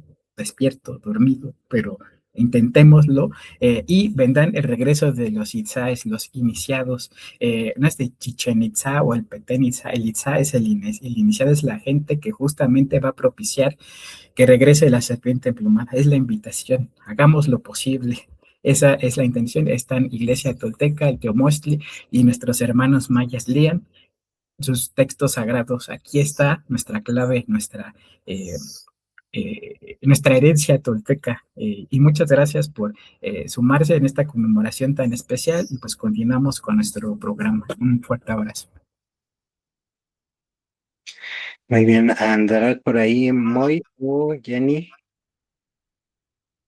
Sí, ¿qué tal? ¿Qué tal? Buenas tardes, ya casi noches a todos, compañeros, y también los que nos siguen por ahí en la transmisión. Muy interesante y muy inspirador todo lo que nos comparten, ¿no? Igual, muchas gracias por estar por acá y por todo el trabajo. Y bueno, voy a compartir pantalla, unas láminas que tengo. Yo les voy a hablar se llama la lectura del libro sagrado como práctica religiosa, ¿no? Y bueno, pues voy a recapitular un poquito, aunque voy a pasar rápido, ya que igual ya hemos contado esto en otros programas. Igual hacer la invitación a que revisen en este mismo canal la lista de reproducción que se llama Tantún Catún, que por ahí hay un historial bien grande de todo esto, ¿no? De todo esto que se fue documentando en tiempo real en el programa y con lo que fuimos compartiendo. Pero bueno, pues yo quería empezar hablando un poco desde mi experiencia de cómo llegamos a la iglesia tolteca, ¿no? Y bueno, pues empezó a partir de cierta inquietud, cierto hastío por las instituciones y las formas de vida coloniales, por una sensación de una necesidad de buscar una raíz o de comprender de dónde venía, ¿no? Pues de un cierto proceso así personal que creo que tal vez todos llegamos a atravesar en algún momento en la vida. Y bueno, en ese momento tuvimos la invitación de un grupo de compañeros del colectivo Zumbaltic, que igual si nos están siguiendo por ahí un saludo, que son unos compañeros de Chiapas, compañeros otziles y celtales, que tenían la intención también de empezar a hacer una investigación en torno a eso, a las propias raíces y a qué significa eso, ¿no? Que hay ahí atrás. Y bueno, pues ahí comprendimos que hay una gran riqueza cultural, pero que estaba cifrada en muchas capas de sincretismo, ¿no? Con lo católico, que es muy claro, con ciertas imágenes, pero también con la política, con las cosas modernas, con el capitalismo, con el comunismo, con ideas así, pues de la modernidad que se han ido imponiendo en distintos proyectos que han impuesto el Estado criollo en las zonas en donde están las comunidades, ¿no? Y bueno, pues un compañero Chepe, Celtal de Ochuk, nos formuló la pregunta como tal, ¿no? Que es cómo reconocer qué pertenece a nuestras raíces y qué ha sido impuesto de esas prácticas cuando ambas cosas se han mezclado y la raíz estaba como diluida, ¿no? Y pues en esos años, por casualidad, llegamos, la verdad, así a los videos de la iglesia tolteca, los videos de Frank, que en ese momento era la pandemia y había pues bastante actividad en línea, ¿no? Creo que fue como una transición también de ciertos momentos de la iglesia tolteca donde estuvo teniendo mayor presencia en línea, ¿no? Y comenzamos a seguir estos cursos y justamente había salido el Chilam Balam traducido por Frank, entonces imprimimos un ejemplar y comenzamos una práctica que igual se ha escrito por ahí, que era pues compartirlo a las personas de ese lugar, ¿no? De la zona maya, en este caso de los Altos de Chiapas primero, y preguntar qué entendían, qué palabras del maya entendían, qué partes incluso de la traducción todavía les parecían familiares, ¿no? Y pues la verdad es que no, es una lengua distinta, ¿no? Ahí hay muchos años de diferencia, y no solo en el sentido de la lengua, también de la cosmovisión, pues tiene mucha antigüedad, ¿no? Es algo que conservaron que viene de una raíz muy profunda. Entonces, por ejemplo, se entendían palabras, ¿no? Los mayas de ahí entendían kak como fuego, igual como en los textos, ¿no? Ik como viento, ja, agua, lum, tierra, como cosas de esa parte profunda sí se compartían, ¿no? O sea, cosas tan profundas como las palabras más básicas, ¿no? Y también, a pesar de que no se le consideraba un libro sagrado, pues sí, nosotros nos dimos cuenta al leerlo, al seguir los programas, que la ritualidad sincrética que hay en esa zona, pues tiene el simbolismo que está plasmado en estas fuentes, ¿no? En estos textos, como la cruz, los colores de los rumbos, la creación de la humanidad como un proceso de perfeccionamiento, la relación de merecimiento con la naturaleza y la sociedad. Entonces el texto, a pesar de que ya no se recordaba, ya no se podía leer, pues nos sirvió como un marco para observar esos fenómenos que estaban ahí vivos, ¿no? Y bueno, pues Vicente y Chignahui ya habían advertido o más bien avisado, que en la costa oriental existía la iglesia maya y que había un sistema organizativo independiente resguardado por el pueblo maya Cruzop. Entonces, pues nos trasladamos así en una cosa de aventura de ir al encuentro de algo que nos estaba llamando. Nos trasladamos a la zona de la costa oriental.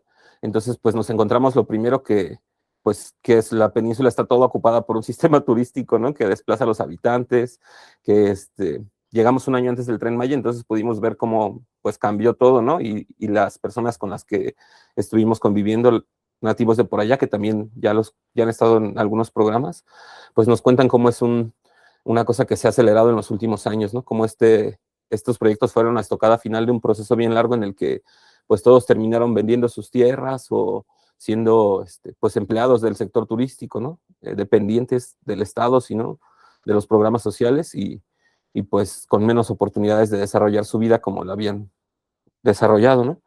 Pero pues aquí hubo una diferencia, o sea, eso fue lo que nosotros pudimos observar como una continuación de la guerra de castas, ¿no? Antes mediante las haciendas y el Enequén y ahora mediante la industria turística.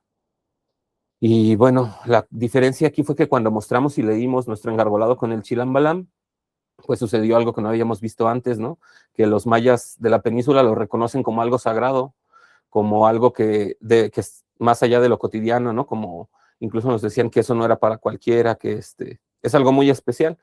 Y aunque si bien al darles el libro a leer tampoco lo pueden leer porque pues la realidad es que la zona maya ha estado bajo asedio y abandonada durante siglos, ¿no? Desde que comenzó la colonia. Entonces, y no hay escuelas, ¿no? No hay una difusión de la lengua maya, al contrario, hay una persuasión para que dejen la lengua y dejen la cultura. Pero a pesar de eso, las personas reconocen, los mayas reconocen los libros como algo parte de su sacralidad, de su religión, ¿no? Como tal de su religión. Incluso las iglesias mayas, que se autonombran iglesias mayas, están organizadas en torno a guardias que cuidan las cruces, los santos, los libros, ¿no? Que cuidan este baluarte de la cultura. Y bueno, pues ahí fue la primera vez que el abuelo de nuestro amigo Pitino, al ver y escuchar el libro, nos dijo que antes se leía en la iglesia maya y que la gente lloraba al escuchar las profecías y que hace mucho tiempo se había dejado de leer, ¿no? Y bueno, después tuvimos la oportunidad del 3 de mayo del 2024, con invitación de Vicente Ichignahui también, de acudir a los festejos en el templo de la Cruz Parlante, y nos presentaron a don Cornelio, que en ese encuentro, pues empezó él a hablarnos de esto de los libros, ¿no? Igual le mostramos el engargolado, Ichignahui y Vicente le dieron algunos libros, y entonces él nos contó por primera vez esta historia de cómo ese valor que tenían los libros, ¿no? Y bueno, pues hablamos un poco del libro de Shoken, que es como que estaba sonado en ese momento por un proyecto, bueno, llegó a nuestros oídos por un proyecto teatral, ¿no? Que hablaban de que era un libro vivo, que medía 1 metro por 1 metro, que sangraba, y que bueno, que se había intentado buscar sin éxito muchas ocasiones, incluso como una misión así presidencial, ¿no? Bien importante. Y bueno, fuimos con invitación igual de Vicente Ichignahui, nos encontramos allí en Shoken con otra realidad, ¿no? Que el libro era un libro material que llevaba más de 30 años guardado, pero también bien cuidado, ¿no? Bajo un resguardo, pero que estaba sin traducir y que además tenía contenido inédito, ¿no? Que vinculaba la cosmovisión maya de los Chilambalam justamente con el Almajtán. Entonces, pues tenía partes súper valiosas, ¿no? No es por decir algo, porque en realidad, pues es un libro que está ahí disponible en iglesiamaya.com, igual gracias al trabajo por ahí de los compañeros. Y bueno, hay un programa del Tantún Catún que les pondremos por ahí, el 17 de noviembre de 2024, que don Cornelio nos cuenta cómo él la última vez que vio esta lectura fue 5 años atrás, cuando su papá era general de la iglesia maya de Chancá, y que él tenía 5 años, don Cornelio tenía 5 años, ahorita tiene como 75, 76.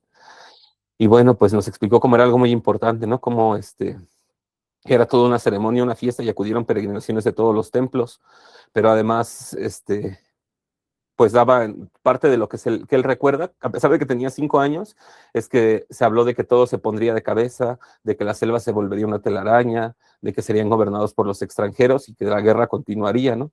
Que el dinero sería el dios también.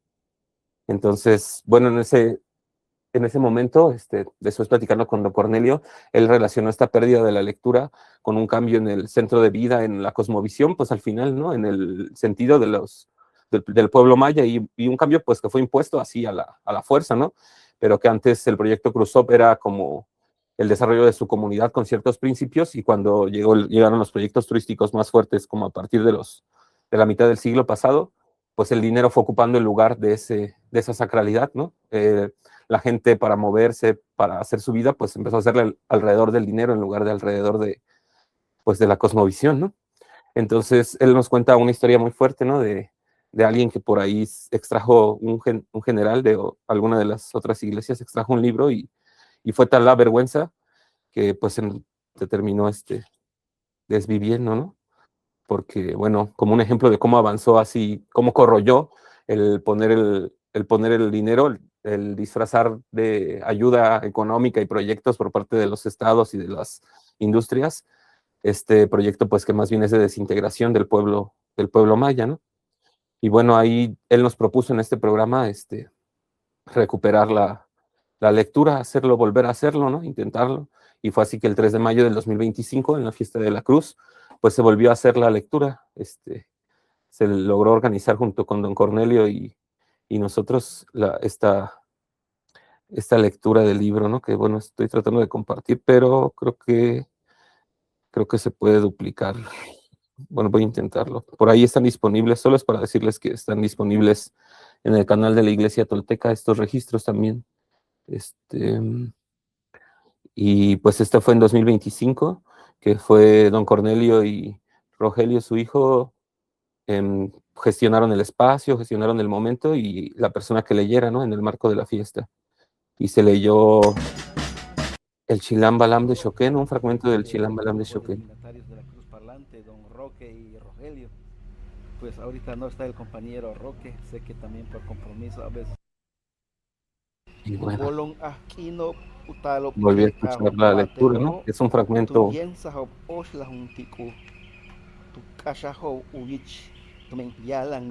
Está muy bueno, igual ahí los invitamos a que lo revisen con calma.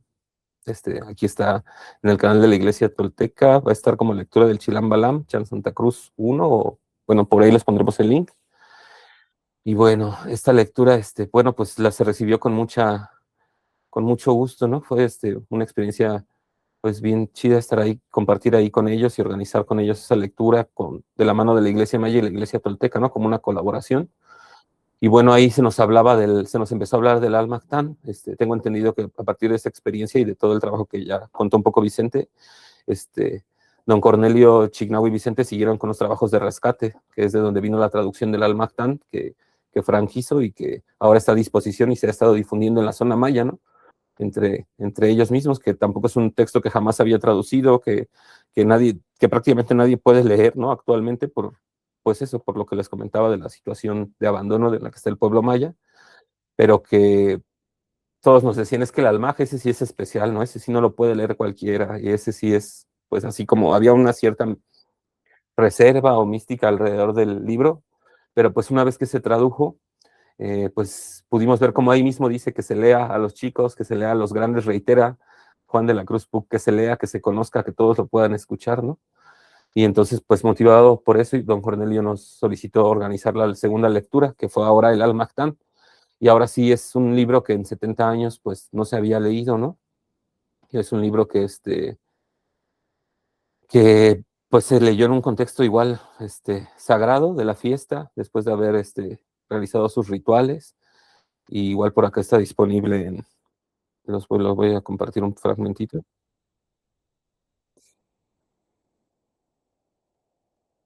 Sagrado de Anáhuac. Tantún Catún, el tiempo de la promesa. Y bueno, por acá está disponible con título.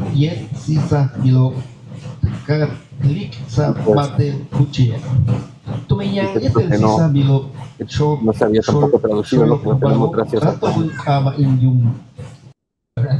igual se pudo completar un proyecto que de don Cornelio, de la entrega de este mueble, como para que funcione como biblioteca, para Biblioteca de la Cruz, con los textos disponibles ahí en la iglesia.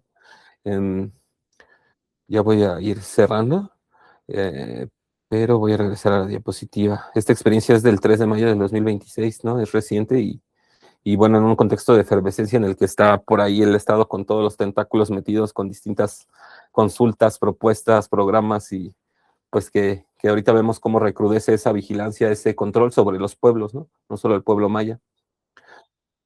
Y bueno, para quienes escucharon y quienes leyeron la lectura ese día, pues era claro, ¿no? Como que esto era parte de la vida religiosa de la iglesia maya, que era un acto pues con sacralidad, ¿no? No era un acto como de difusión cultural, como podría ser como en una manera de verlo, ¿no? Pero bueno, compartir eso, ¿no? Cómo pudimos apoyar con, bueno, la iglesia tolteca y varios de los compañeros a que pudiera realizarse esa lectura y que concretamente a petición de la iglesia maya y en el contexto de sus prácticas religiosas, ¿no? Y bueno, vuelvo como a lo del inicio de la iglesia tolteca, que creo que esto de escuchar iglesia tolteca a diario recibimos mensajes de por qué iglesia y reclamos y creo que uno mismo es una de las primeras resistencias que tiene así, bueno, mi experiencia, al ver toda la información y eso y empezar a acercarme, decía, pero, o sea, hace mucho ruido el que sea una iglesia, a pesar de que, digamos, somos una generación que ya se asume medio atea, medio agnóstica, hace un montón de escozor el usar la palabra iglesia, ¿no? Aunque, bueno, las fuentes así lo ponían, ¿no? Tenían la intención de erradicar a los sacerdotes, ¿no? De acá, pero bueno. Para empezar, ¿por qué una iglesia? Los mayas nos pusieron el ejemplo, porque conservaron los libros y la lectura como parte de un sistema religioso vivo. O sea, ellos hablan como lengua madre el maya, pero, o sea, están claros que es una iglesia, que su organización es una organización religiosa, ¿no? Y bueno, ahorita voy a leer un poquito, hacer el ejercicio de los que hicieron los compañeros del libro Sagrado Maya, o leyendo un poquito del libro sagrado de la Sociedad Occidental Mexicana Criolla, ¿no? Que dice en su propio artículo 24 de la Constitución que toda persona tiene derecho a la libertad de convicciones éticas, de conciencia y de religión, y a tener y adoptar en su caso la de su agrado. Además, el Congreso no puede dictar leyes que establezcan o prohíban religión alguna. Además, el artículo 1 dice que queda prohibida toda discriminación motivada por un montón de cosas, entre ellas la religión a cualquier persona o cualquiera que atente contra la dignidad. Además, la ley de institución de asociaciones religiosas que nos compartía también Vicente, en su artículo 2 dice que todos tenemos derecho a tener o adoptar una creencia religiosa que más nos agrade y practicar de forma individual o colectiva los actos de culto o rito de nuestra preferencia, ¿no? Y en su artículo 3 dice expresamente que el Estado no podrá establecer ningún tipo de preferencia o privilegio a favor de la religión alguna. Y luego dice, bueno, está loco, ¿no? Porque habla de religión, la regula, la administra, pero en ningún momento dice qué es una religión, ¿no? ¿Qué sí es una religión? Y está bien porque pues el Estado, como vemos, no debe meterse en eso, aunque con la experiencia reciente de tratar de apoyar con el registro de los compañeros que usó, pues sabemos que sí tiene ahí las manos bien metidas, ¿no? Pero bueno, dice la Suprema Corte en una tesis del 2007 que la libertad religiosa permite desarrollarse y actuar de conformidad con una particular visión del mundo en la que queda definida la relación del hombre con lo divino, ¿no? Entonces, en ese sentido, pues ya compartía Vicente cuál es nuestra relación con lo divino, ¿no? Y cuál es nuestra creencia, que bueno, es ahí un choque, ¿no? Porque nuestras creencias es que hay que ir a la experiencia, ¿no? Que no hay que guiarse por las creencias, pero pues como decía, estamos esperando el regreso y fomentando, procurando el regreso de Quetzalcóatl. Y además, bueno, aquí tengo un fragmento de lo que se leyó este año en la Iglesia Maya, en español, aquí está, son palabras de Juan de la Cruz Puc, ¿no? Que dice, ¿acaso recibiréis por siempre la miseria? Nunca acabará, porque vuelven los extranjeros, porque todos mis hijos sobre esta tierra están sometidos a la voluntad de los extranjeros. 7 veces en el día y 7 veces en la noche entro en la casa de mi bello y santo y bello Señor para pedirle licencia para que mis hijos los más iguales alcen la guerra contra los extranjeros, ¿no? Por acá viene la palabra guerra que puede causar así cierta escozor, ¿no? Pero aquí nos dice el mismo libro cómo se hace la guerra, ¿no? Y dice, únicamente con amabilidad recibiréis a quienes os hieran y dañen, hijos. Soportad cuanto os ofendan los contrarios y elevad vuestros corazones al Padre.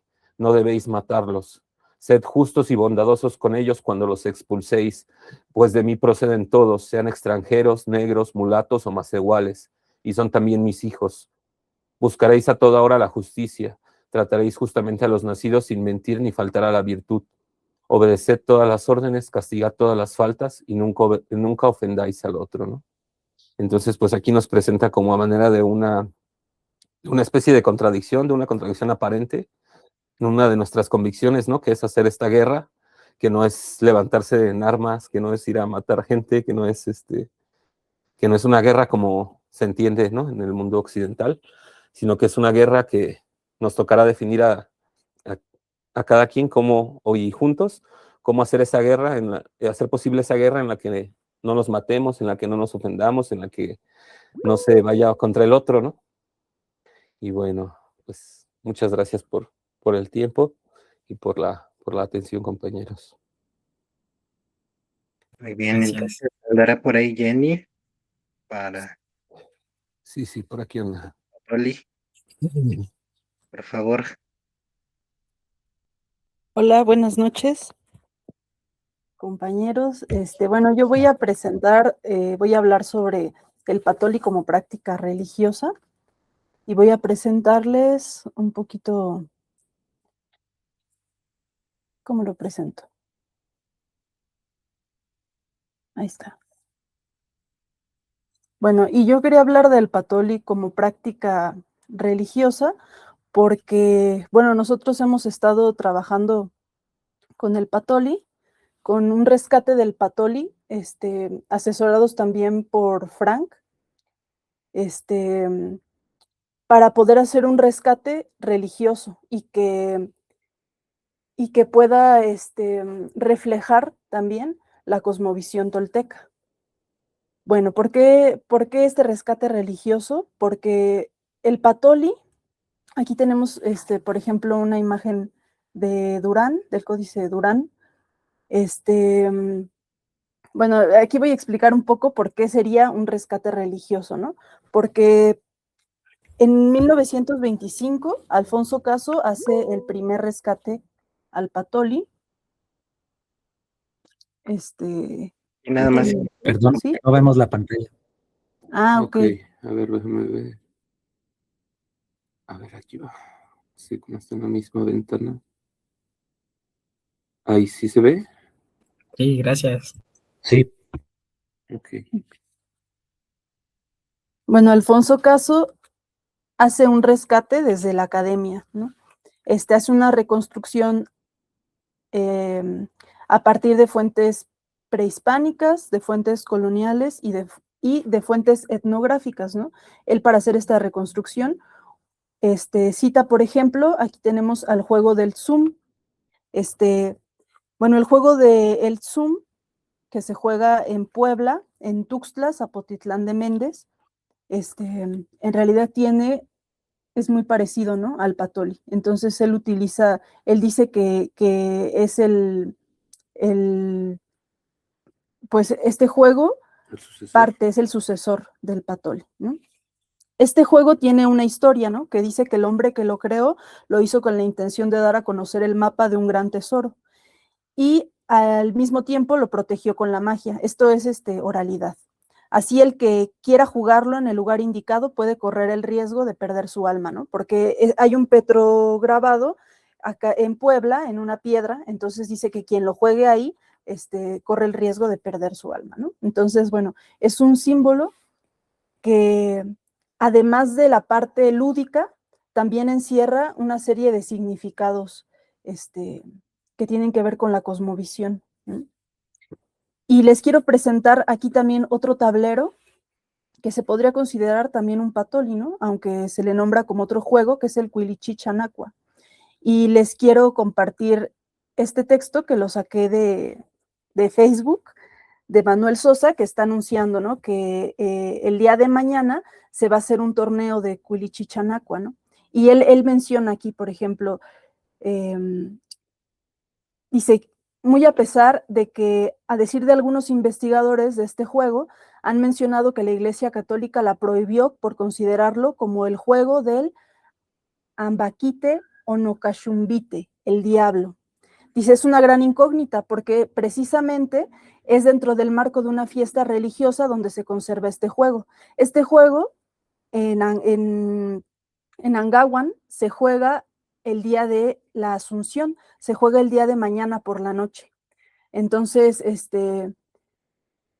bueno, se conservan ahí una variante de las reglas, ¿no? ¿Por qué variante? Pues porque también en el Zoom, por ejemplo, de Puebla, vemos que difiere también de lo que escriben los cronistas del Patoli que ellos encontraron en el siglo XVI, Y de estos juegos, pues obviamente han pasado siglos, ¿no? Y han pasado además por persecución, entonces se ha modificado, ¿no? Aunque se conservan algunas características que nos hablan, además de su uso lúdico, también de su uso religioso, ¿no?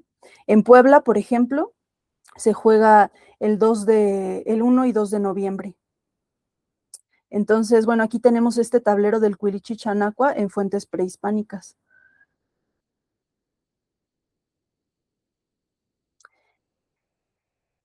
Y bueno, entonces voy a hablar un poco sobre por qué estos rescates del Patoli que se han hecho en la academia han sido con una perspectiva lúdica sobre todo, ¿no?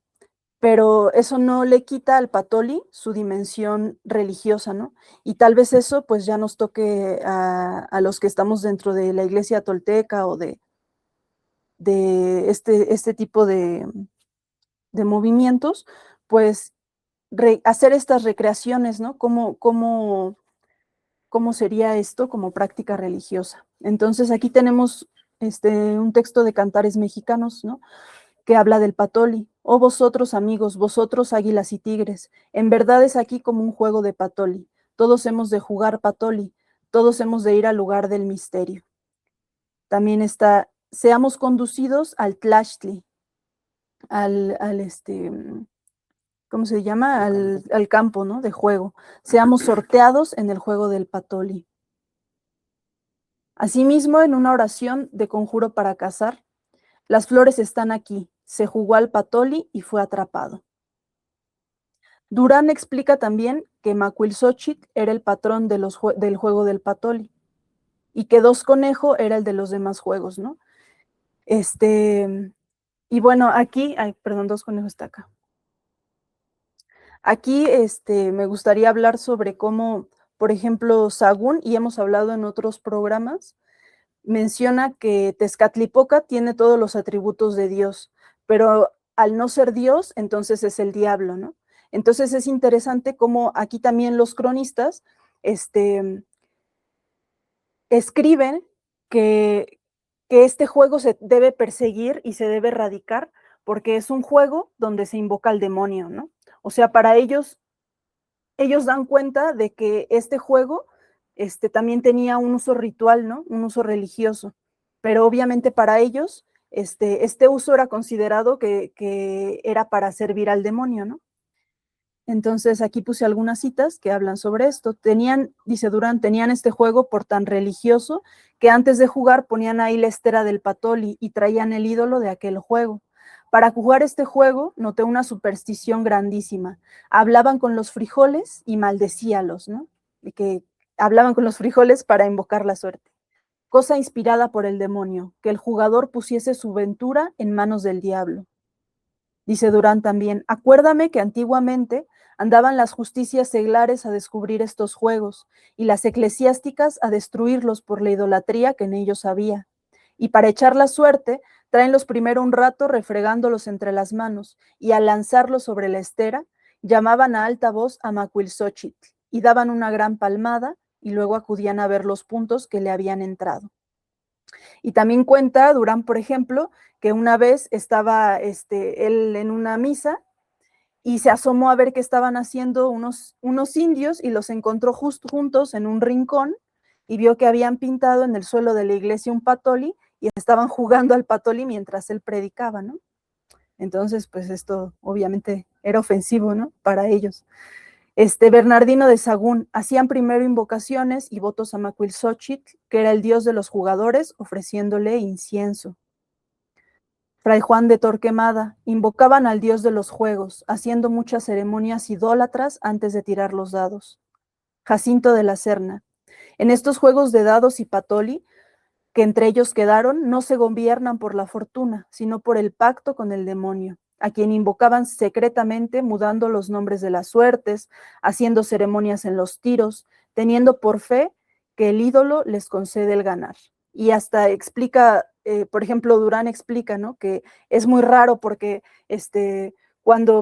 cuando rezan, los dados les caen como quieren, ¿no? Y dicen que esto entonces es obra del demonio. Y bueno, aquí me gustaría hablar sobre cómo el patoli fue perseguido, ¿no? Y fue perseguido justamente porque era una práctica religiosa, ¿no? Y porque querían acabar con estas idolatrías, ¿no? Que ellos no entendían, pues, esta religión. Entonces, bueno, aquí puse que hubo 3 inquisiciones, ¿no? Las primeras fueron la monástica y la episcopal, que fueron de actividad muy intensa, ¿no? Fueron directo a reprimir las idolatrías, están los autos de fe, ¿no? Todo lo que describen también Durán y Sahagún y que intentan justificar con que se perseguía y se destruía todos estos objetos y todos estos libros porque pues era un pecado porque adoraban al diablo, ¿no?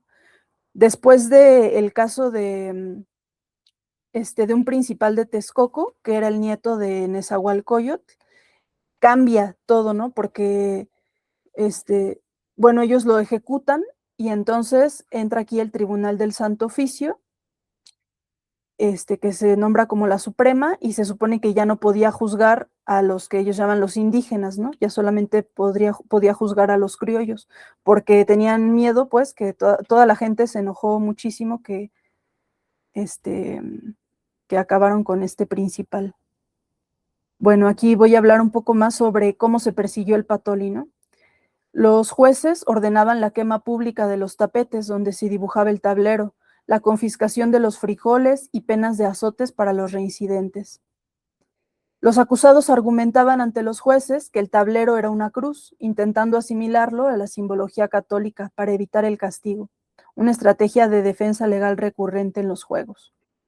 Aquí un texto del provisorato, que era el que podía juzgar después de esto que pasó con Ometochsin. Entonces dice, mandamos a las nuestras justicias a que busquen y recojan los tapetes llamados pétatl, donde estuvieran pintadas las aspas del juego infernal, así como los frijoles negros horadados, y todo ello se ha traído a la plaza para ser quemado e incinerado, y dándose al reo la pena de 50 azotes por las calles públicas para que sirva de escarmiento por su ofensa a la fe. Entonces, bueno, aquí vemos, ¿no? Cómo por practicar su religión, pues eran castigados de formas violentas. Y aquí puse, para terminar, 3 casos. Primero, porque a pesar de toda esta persecución, en el primer siglo de la colonia se da una persecución muy violenta y muy fuerte, pero esta persecución no basta para que se deje de practicar el patoli. Entonces se sigue practicando de manera clandestina. Entonces aquí tenemos un caso también del provisorato de indios que hacían estas campañas que eran las visitas de extirpación de idolatrías, ¿no? Donde entraban y confiscaban bienes y entonces pues juzgaban a la gente. Aquí dice, el juez eclesiástico, es de 1656, relata cómo interrogó a los nativos que practicaban la adivinación. Dice, habiendo averiguado que muchos naturales de este pueblo continuaban en sus antiguos errores, usando de los dados y frijoles que llaman patoles para sus suertes, invocaciones y agüeros, mandé comparecer ante mí a los reos confesados. Luego el juez interroga a Diego Luis, quien confiesa que usó los granos. Preguntado al dicho indio por qué causa tenía guardados los dichos patoles en su aposento, dijo y confesó que era para echar suertes y saber si las enfermedades eran enviadas por los dioses antiguos, y que al tiempo de lanzarlos en el suelo les pedía favor. Y bueno, aquí está la sentencia del provisorato, que es: para que se extirpe de raíz el mal, mandamos que todos los dichos, instrumentos de superstición, patoles, ídolos, vestiduras, sean quemados públicamente en el patio de esta iglesia, a vista de todo el pueblo, y que los reos sean castigados conforme a derecho con azotes y reclusión en la casa de la doctrina.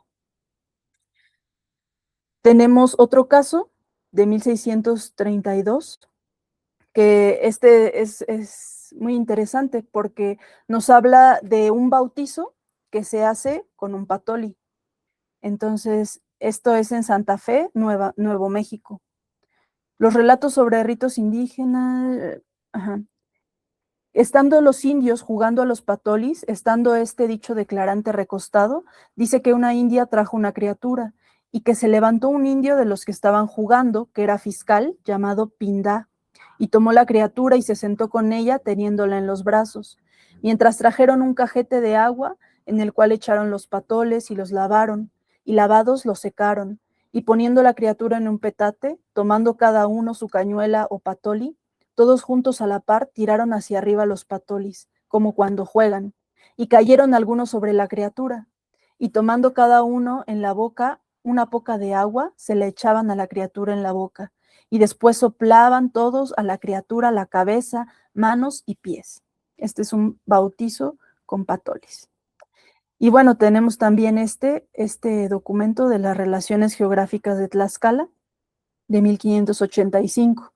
La destrucción de los juegos y hechicerías de los naturales, y fue justiciado uno de ellos porque tenía ídolos, mas fue por mandato de Cortés. Entonces aquí tenemos pues uno de los jugadores, aquí se están quemando el pato dados. Sí, yo ya, ok, voy a cerrar. Entonces, bueno, aquí un poco para cerrar, ¿no? El patoli no fue perseguido por las apuestas, ¿no? No fue perseguido porque la gente se pusiera a jugar y apostara, porque dicen que porque se apostaban como esclavos. Bueno, pues muchos de los castigos a los jugadores de patoli también tenían que ver con convertirse en esclavos. Entonces, este juego fue perseguido porque la práctica mantenía viva la cosmovisión y la religión prehispánica frente a la imposición católica. Y otra cosa, ¿no? Obviamente el patoli tiene una parte lúdica, ¿no? Jugarlo, pues no te vuelve tolteca, ¿no? O sea, jugarlo también si tú no quieres considerarte tolteca, no te va a ser tolteca, ¿no? Porque la idea es entender el simbolismo del patoli, ¿no? Entender que es la entrada al inframundo, sabemos que la cruz es la entrada al inframundo, ¿no? Y una serie de cosas que tiene que ver también con matemáticas, de cómo se mueven los frijoles, cómo funcionan los dados. Entonces, el ser tolteca, pues, tiene que ver con la voluntad y con merecimiento, ¿no? Entonces, jugarlo, pues, no estás yendo contra ninguna religión, pero también el patoli puede jugarse y usarse como una práctica religiosa. Bueno, eso sería todo. Muchas gracias. Perdón por las erratas. Y gracias. Muy bien, muchas gracias. Simón, ¿y andarás por ahí? Hola, sí, aquí estamos. Después de algunos tropiezos, pero con la tecnología, pero parece que ya está resuelto. Entonces, pues vamos a continuar con el programa y yo les voy a platicar acerca de la praxis tolteca. Esto que ya hicieron un preámbulo los compañeros Jenny y Moy acerca de ciertas prácticas que se hacían en el Anáhuac y que ahora pues estamos rescatando. ¿Por qué? Pues porque, por ejemplo, con el patoli, bueno, pues es un recurso mnemotécnico para repasar toda la cosmovisión y además de otras funciones que pueda tener. Entonces, en este sentido, pues el tomar en cuenta que nosotros como Iglesia Tolteca tenemos también una función práctica y que es esencial, ¿no? en el movimiento, porque esta praxis obviamente nos va a enfocar a hacernos responsables o hacernos merecedores. Aquí como le pusimos en esta lámina, bueno, pues la diferencia con otras religiones es que nosotros no propagamos creencias ni nos basamos en creencias, sino en vivencias. Estamos,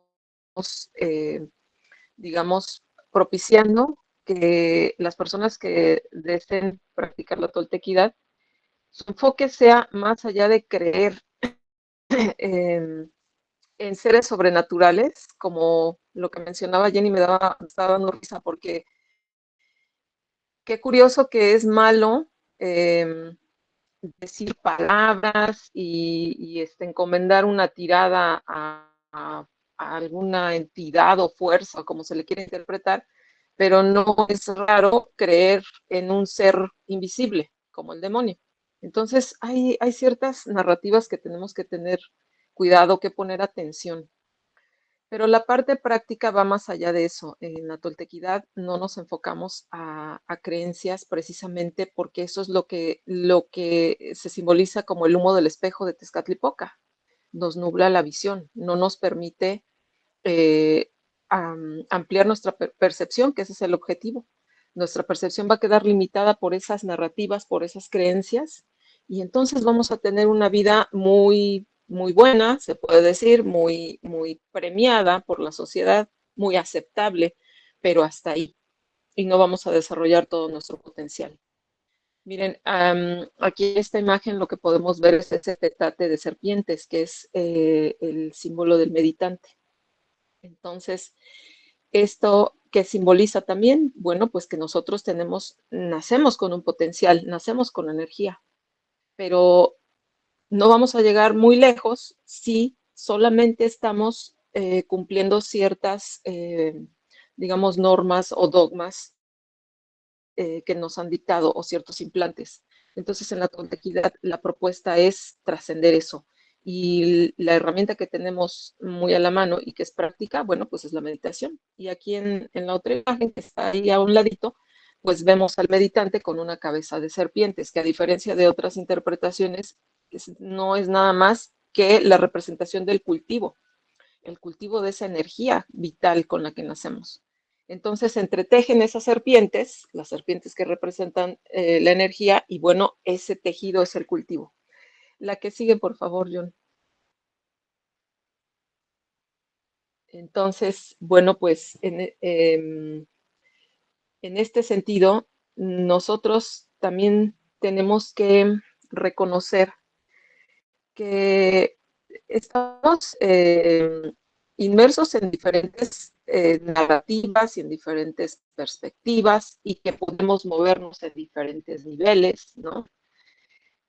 Que también tenemos varias funciones como individuos y parte de este cultivo también es reconocer todas estas dimensiones. Para la toltequidad, bueno, pues está, ustedes saben, ¿no? La parte de la forma humana, que es esa máscara mediante la cual nosotros podemos interactuar y que también se puede cultivar, por supuesto, no es algo que estorbe. Sin embargo, muchas veces nos identificamos con esa máscara, nos identificamos y consideramos que esa es, digamos, nuestra función y la totalidad. A partir de esa construcción que hacemos, empezamos a percibir el mundo, pero es un mundo muy, muy corto, muy limitado. Entonces, gracias a estas técnicas que ahorita se las voy a mencionar, bueno, pues nosotros vamos tomando conciencia también de nuestro componente biológico del animal, que es una parte finita, que no va a ser eterna y que tenemos un tiempo para poder acceder a otro tipo de vivencias, que es la más profunda, que podemos apreciar aquí en esta figurilla, que es el nahual. Entonces, esta imagen pues nos remite también a la autorrealización, ¿no? Es decir, nosotros no podemos experimentar esto, desarrollar esta experiencia a través de otra persona. Entonces, esa es la propuesta tolteca, ¿no?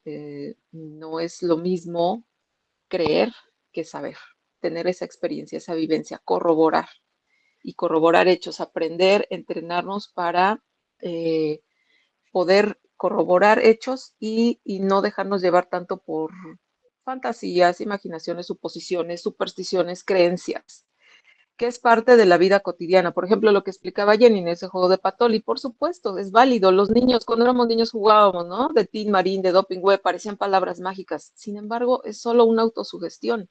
Y hay muchas formas de autosugestionarnos. Nuestras palabras son sugestivas, nuestro lenguaje es sugestivo. Entonces, debe haber un equilibrio. Es decir, no vamos a rechazar ciertas tendencias, propensiones que tiene nuestra mente, como estas sugestiones, pero tampoco las vamos a tomar como lo único real. No vamos a hincarnos de rodilla ante esos fantasmas, ¿no? Mentales. La que sigue, por favor, John. Entonces, parte de este cultivo, pues requiere de un entrenamiento. Requiere de un entrenamiento que afortunadamente, y gracias a Frank Díaz y a muchos otros investigadores, bueno, pues tenemos la evidencia de que existían y que ahora las podemos seguir practicando. Esa narrativa de que, miren, México a partir de la independencia, lo demás es México y lo demás no cuenta. Falso. Tenemos un bagaje cultural amplio, importante y que no se está aprovechando. Si esas personas que dicen esa narrativa, que la difunden, se pusieran realmente a meditar, a recapitular, a acechar y a ensoñar, se darían cuenta que esta, digamos, corte que se hace históricamente no tiene sentido. Tenemos que ver esa amplitud que subyace detrás de esta nación, ¿no? Entonces, a nivel cultural, pues esa es parte de nuestra misión. Entonces, aquí hay una representación, ¿no? En esta máscara, que es la gema preciosa, y obviamente estas herramientas, pues son antiquísimas, ¿no? Por lo tanto, bueno, pues vale la pena el poder practicarlas nosotros y sobre todo corroborar la efectividad que tienen. La que sigue, por favor.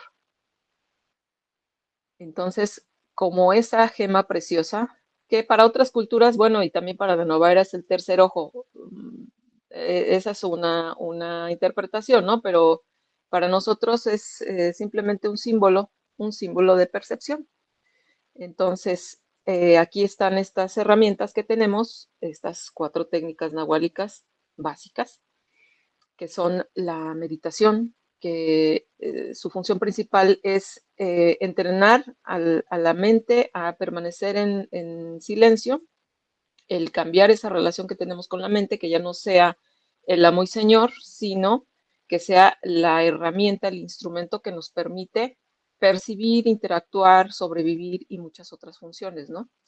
La recapitulación, bueno, es el arte de recordar vivencias pasadas, de repasar nuestra historia personal, obviamente, para obtener una información un poquito más limpia, un poco más precisa, el que nuestra narrativa no sea sesgada, que no sea parcial, que podamos tener una visión un poco más amplia y sobre todo liberarnos de interpretaciones falsas, ¿no? Que muchas veces nos dicen o nos decimos.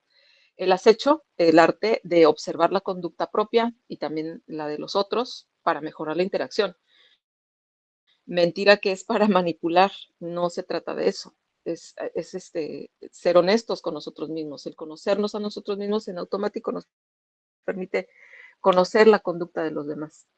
Y el ensueño, bueno, pues que es el arte de permanecer conscientes incluso en el estado de vigilia, en el estado de sueño, perdón. Entonces, trasladar esa vivencia o esa capacidad de mantenernos atentos también en ese estado diferente a la vigilia, en el estado del sueño. Y ahí, bueno, pues es un campo abierto a la práctica, un campo abierto a encontrarse con otros ensoñadores, a obtener información y que es algo que cualquiera que se lo proponga lo puede corroborar. Entonces, bueno, pues estas son en general las prácticas que nos ayudan a ese cultivo de nuestra energía vital. La que sigue, por favor, John. Aquí vemos teomanía, lo que significa la etimología. Teotus, divino, manía, la mente. Entonces, bien, pues estas técnicas son básicamente una continuidad de la meditación. Todas ellas las podemos ir perfeccionando, pero la base principal es el aquietamiento mental, el generar ese hábito de estar en lugar de en ese barullo mental, en esa divagación, regresar rápidamente al centro, porque además tiene otros beneficios, no nada más es silencio mental, también hay silencio emocional, hay una regulación de varios vehículos y que ya lo hemos platicado en los programas del umbral de Omeyocan. Entonces, estas herramientas tienen como base la meditación y bueno, pues impactan en nuestros 4 vehículos, el cuerpo, las emociones, la mente, y por supuesto la energía vital. La que sigue, por favor. Para Castaneda, bueno, pues era la piedra angular, ¿no? La meditación era básico. Entonces, este entrenamiento pues nos va a llevar también a otra habilidad, a otra capacidad que es muy importante y que también es básica para la toltequidad, que es el desarrollo del pensamiento objetivo. Es decir, vamos a tratar de pasar de ese pensamiento que es típico de la infancia, donde podemos dejarnos llevar por sugestiones, por creencias falsas y que no tenemos la capacidad de corroborar todavía, ni siquiera a nivel cognitivo, pero pues tenemos que entrenarnos conforme vamos avanzando en nuestro desarrollo cognitivo. Como adolescentes, adultos, pues ya podemos empezar a tener estas prácticas para desarrollar este tipo de pensamiento. El pensamiento objetivo obviamente nos da estructura, por eso está representado con esa raíz de ese árbol, donde podemos ir profundamente a estas prácticas y poder florecer. Es como un reverdecimiento, entonces también es muy importante tener en cuenta que lo que nos da cimiento es este pensamiento objetivo que tiene bases, sobre todo la confirmación de hechos, y que pues también es básico para las ciencias toltecas y la ciencia moderna. La que sigue, por favor. Entonces, bueno, pues esto es la invitación a practicar, a que nosotros nos construyamos, ¿no? Que seamos nuestros propios constructores. Y obviamente cuando nosotros desarrollamos esto a nivel individual, pues va a haber un reflejo en la dimensión de la interacción social, porque también la praxis tolteca tiene que ver con los principios en los que nos basamos y que finalmente nos van a dar una congruencia, a diferencia de otras religiones que están basadas en dogmas, es decir, órdenes, comandos que se deben obedecer sin cuestionar y que si no se obedecen hay castigo. Pues nosotros nos basamos más bien en principios donde reine la honestidad y reine la autoobservación, y eso va a dar una congruencia.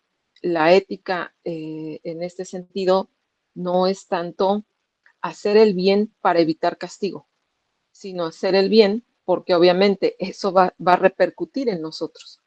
Entonces es tener una conciencia moral, desarrollar este tipo de conciencia moral con libertad, pero con responsabilidad propia, no de un sistema. Entonces, bueno, esto es a nivel de cómo este cultivo, pues también tiene una repercusión a nivel social. La que sigue, por favor.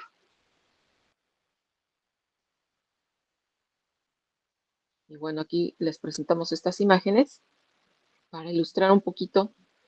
Esa imagen anterior, bueno, pues tiene que ver con todo lo que simbolizan los signos y que los signos no, a diferencia de otras culturas, pues no se trata de que tengan un poder mágico, sino que son como recursos para recordar ciertas cualidades que podemos desarrollar en nosotros, ¿no?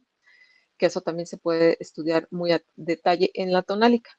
Y bueno, por último, esta dimensión ética se traduce en este compromiso que tenemos con la sociedad, el rescatar y mantener la cultura.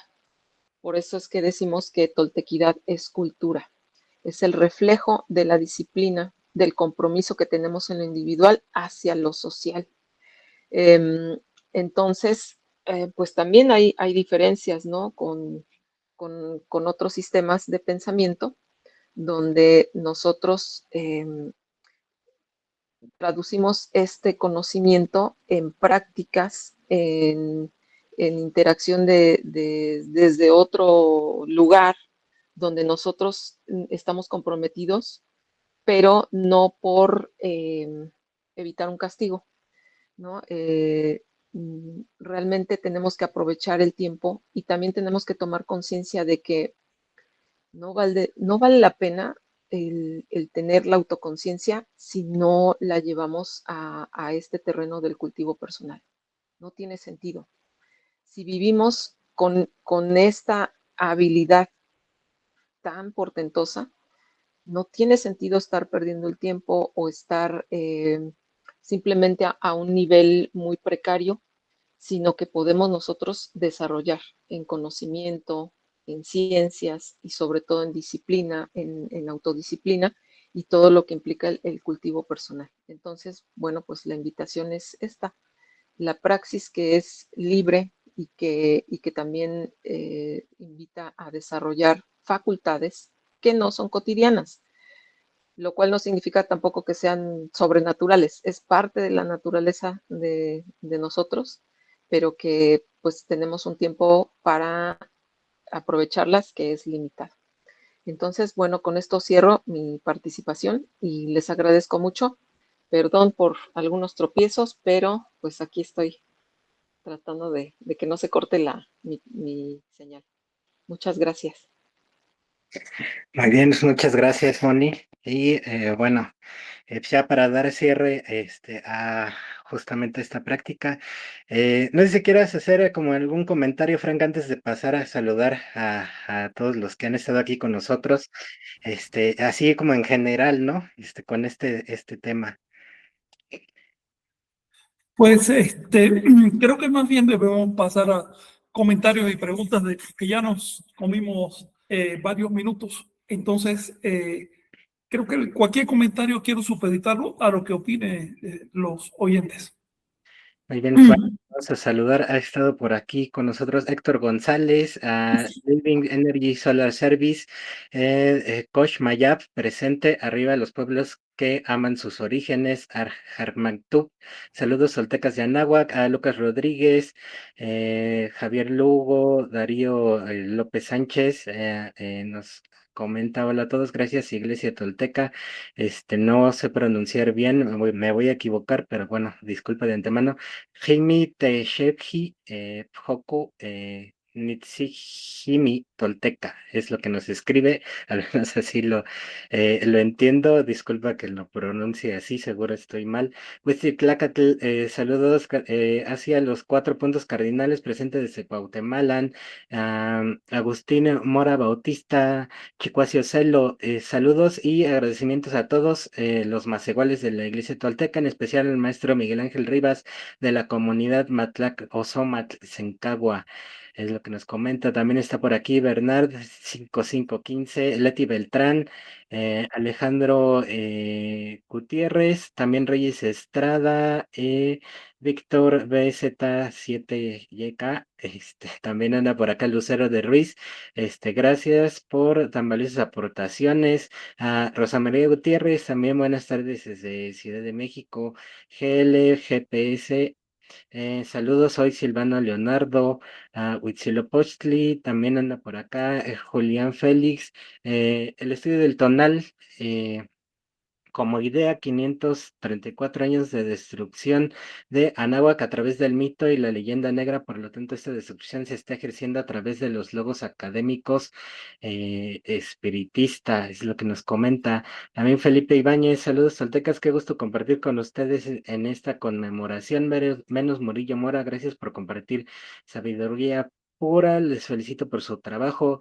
Adriana Mariposa Delgado, confirma lo que dices, hay que estudiar la epistemología del cuerpo en estado de danza o movimiento, no se adquiere de ninguna otra forma más que haciendo en movimiento. Una cosa no anula a la otra.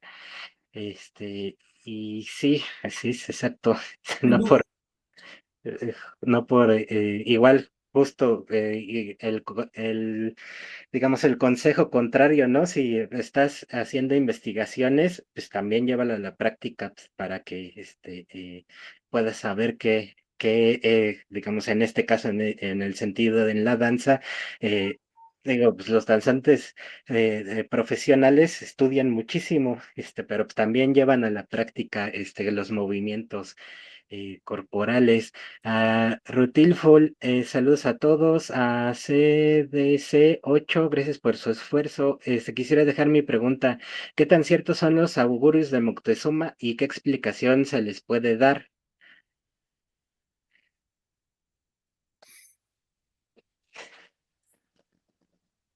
Es una pregunta. Sí.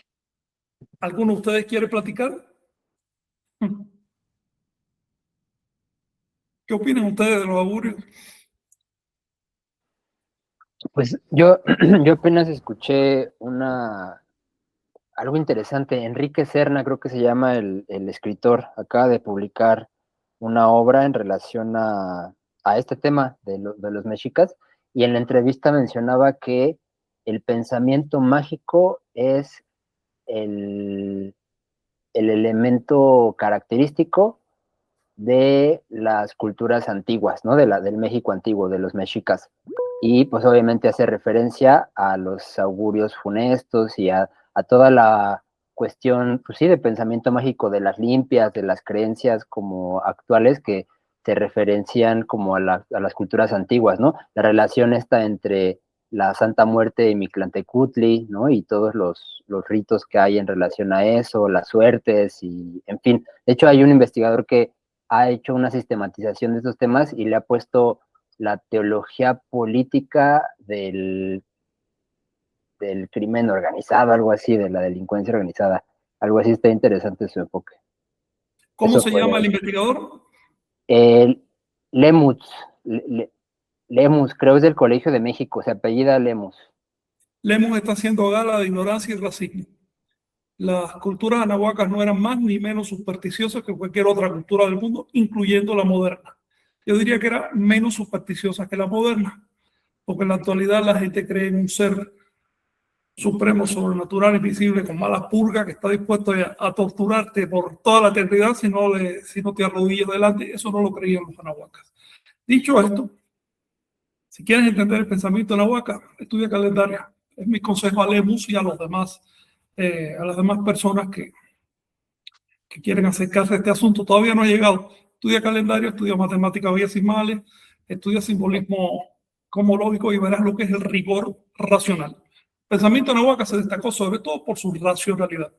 Por eso inventaron el cero mucho antes que los occidentales, como supongo que tú sepas, Lemus.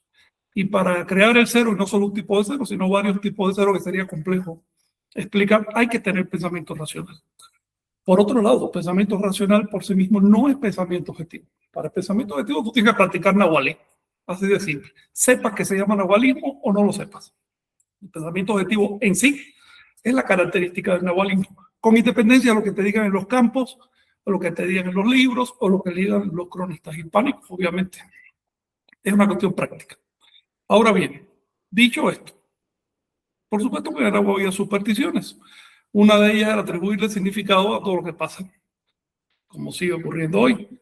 Tengo entendido que creo que ayer, antier, hubo un eclipse, un montón de gente buscando el fin del mundo, buscando esto, buscando lo otro, a partir de algo tan sencillo como un eclipse. Así que no te vayas tan lejos, mi estimado Lemus. Revisa tu entorno inmediato, revisa tu propia mente. Lo que pasa con las supersticiones anahuacas es que el pueblo es supersticioso en todas las épocas, en todos los lugares. Recuerda que venimos del simio. No todo el mundo ha llegado al ser humano, poca gente ha llegado al ser humano. La mayoría son simios con ropa. Vamos a hablar con honestidad. Y pues un simio con ropa ve que erupciona un volcán y ya está buscándole la quinta pata al gato. Ahora bien, lo que me llama la atención de estos augurios de Montezuma es que son a posteriori. Después que llegaron los españoles, todo el mundo recordaba augurios. Pero en el momento que estaban ocurriendo, nadie dijo, por ahí vienen los españoles. ¿Ves? Augurios en todo momento. Y la gente lo sigue y demás. Hay que tener en cuenta a qué estrato social nos estamos refiriendo. ¿Cuál estrato social define la cultura? ¿Qué cosa es la toltecayo? ¿Qué cosa es Anáhuac? Es las supersticiones de la gente común y corriente. Entonces no se distingue de cualquier otra cultura del mundo. Quiere ser específico, es decir, la toltecayo es esto, entonces vete con los sabios, vete con los filósofos, vete con la gente que está por encima de este tipo de cosas.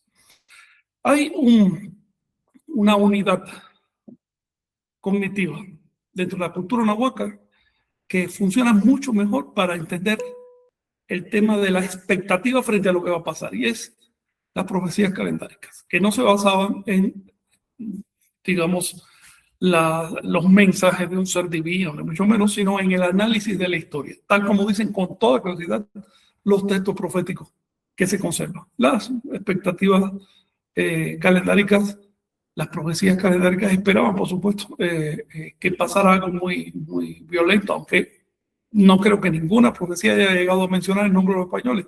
España todavía no existía cuando llegaron los ibéricos. Entonces, hay que aplicar criterio, hay que aplicar método antropológico para estudiar la información.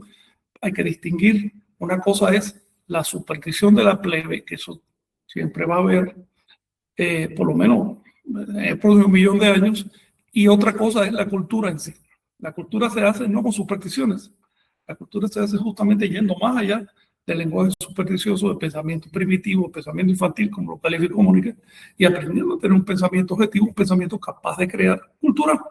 Es decir, cultivo de nuestras facultades, incluyendo la facultad mental.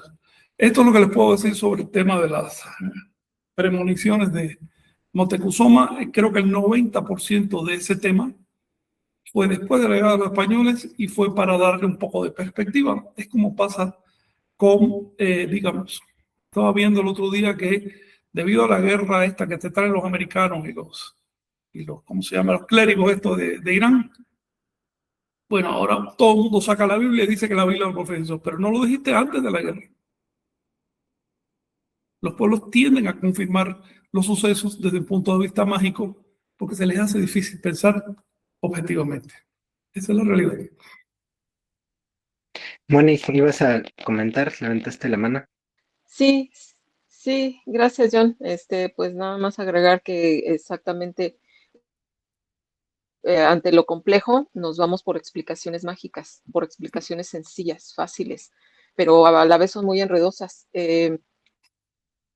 Si se encuentran o estas personas si se topan con un depredador y sobre todo humano en una esquina, no creo que les dé tiempo de pensar si eso es un augurio o no. Hay que activarse y hay que sobrevivir, y para ello necesitamos hacer cálculos rápidos y necesitamos un pensamiento claro, no enredarnos en fantasías, en cosas que no tienen manera de corroborarse, en sugestiones.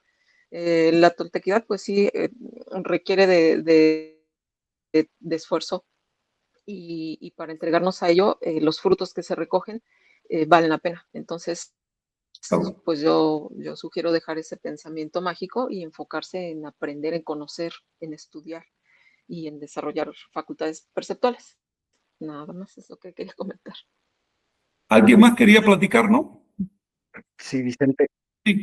Sí, gracias. Bueno, yo les recomiendo mucho, es un tema, pues que ahora sí va más allá de esta cuestión de lo que corresponde a la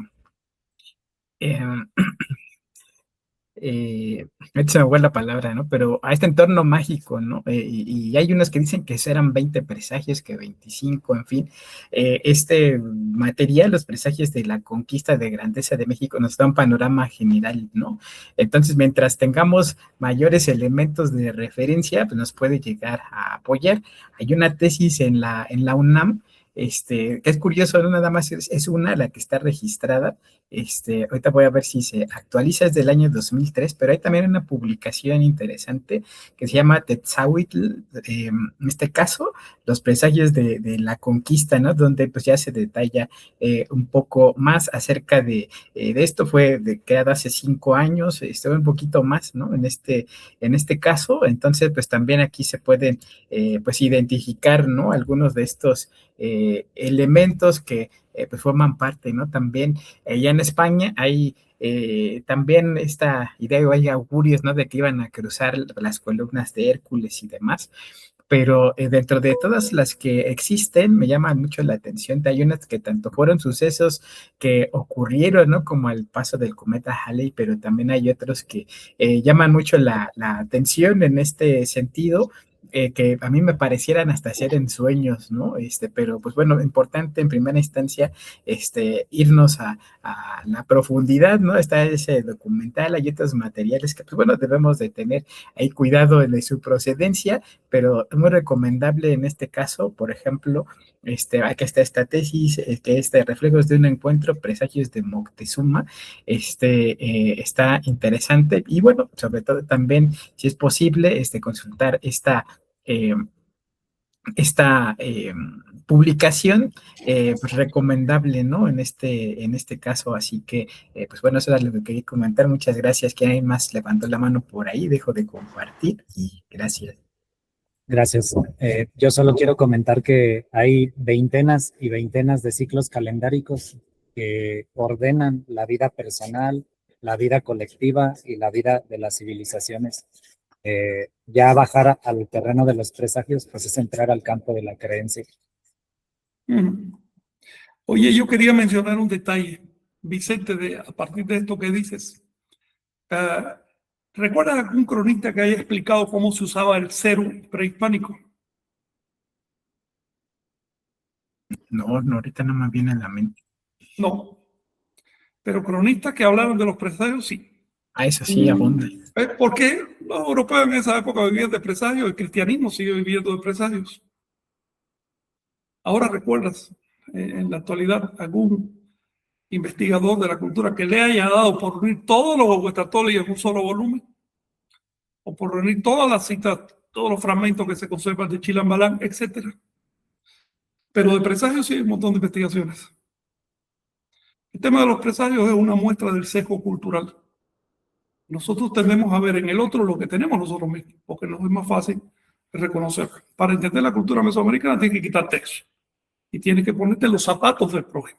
Son unos zapatos que ya no se pisan desde hace 500 años, una cultura completamente diferente. Tienes, de ser posible, que aprender a trabajar en una lengua ya muerta, o por lo menos con los conceptos filosóficos de aquella lengua, o como hace, por ejemplo, Miguel, con ciclos. Cuando empiezas a estudiar en serio calendárica, te das cuenta que aquella cultura no era supersticiosa. Eso hay que dejarlo claro.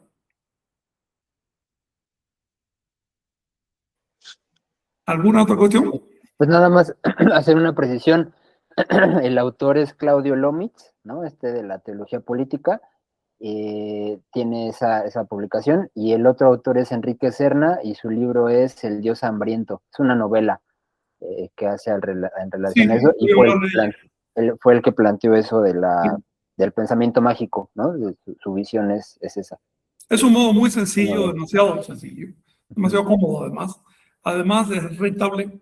No estoy hablando de dinero, sino que la gente lo entiende. Porque la gente espera eso. Exacto. Son 500 años diciendo eso, bueno, es fácil hablar así. No he leído el libro, no tengo elementos para criticarlo, pero el título ya está diciendo, quiero colocar esto en cierto nicho de mercado del conocimiento que ya está abonado desde hace 5 siglos. Hay que salir de ahí. Sí, de hecho plantea la pugna entre Tlacaelel y Nezahualcóyotl y se mete, digamos, como en la dinámica política de la época, lo noveliza y es como su obra. Claro, esa pugna también se ha interpretado, se ha hablado muchas veces de eso, desde el punto de vista occidental, desde el punto de vista cristiano. No es tan fácil hablar de las cuestiones anahuacas si no está viviéndolas. Y no es decir que yo las vivo y una semanita no. Año tras año, prácticas. Las prácticas son las que te permiten entender este sistema. Creo que por eso es que Mónica pidió ser la última ponente para sellar con ese hecho tan importante, que de nada vale teorizar y aprender datos si no lo lleva a la práctica, porque se trata de una civilización práctica, eminentemente práctica. ¿Cómo vas a entender eso si no lo intentas por lo menos? Hace falta un cambio total de paradigma de investigación, de paradigma académico, incluso filosófico, al estudiar temas anahuacá. Hay que entender que nosotros, los occidentales, estamos en una sopa cultural. No somos ángeles en el cielo, no somos entelequias. Estamos dentro de una sopa cultural que nos impregna. Es muy difícil abstraernos de esa sopa cultural, muy difícil. Si además de eso hay un prejuicio histórico implantado, y si además estamos usando una lengua que no refleja los significados de las culturas anahuacas, bueno, el resultado puede ser incluso negativo. He leído muchas investigaciones que lejos de aportar luz al conocimiento de los antiguos, le restan luz, les quitan. Por eso es la insistencia de la Iglesia tolteca en recurrir a las fuentes, en estudiar directamente las fuentes. Sí, claro, puede que un cronista hispánico, un padre del siglo XVI, tenía prejuicios, pero es la primera, digamos, la primera etapa de los prejuicios. es la primera generación de prejuicios. Te es mucho más fácil de abstraer ese prejuicio, de anularlo y de ver la realidad que había detrás, porque ese señor estaba viendo las cosas con sus ojos. ¿Ves? Así que al margen de sus prejuicios hay mucho dato. Pero ya después de 5 siglos tenemos un montón de capas, un montón de generaciones de prejuicios que se van trepando uno sobre otro. Y resulta, y esto lo he visto con estupor, que la academia están hablando de una Mesoamérica que yo me pregunto en qué planeta existió, porque cuando vas a la fuente se trata de otra. Por eso en la iglesia tolteca no podemos dejarnos distraer ni por políticas, ni por ideologías extranjeras, ni por academias. Conocer las herramientas antropológicas, pero no inclinarnos, no bajar la cabeza frente a un sistema que es finalmente un sistema neocolonial, un sistema criollo neocolonial. Sistema de conocimiento, me refiero, ¿no?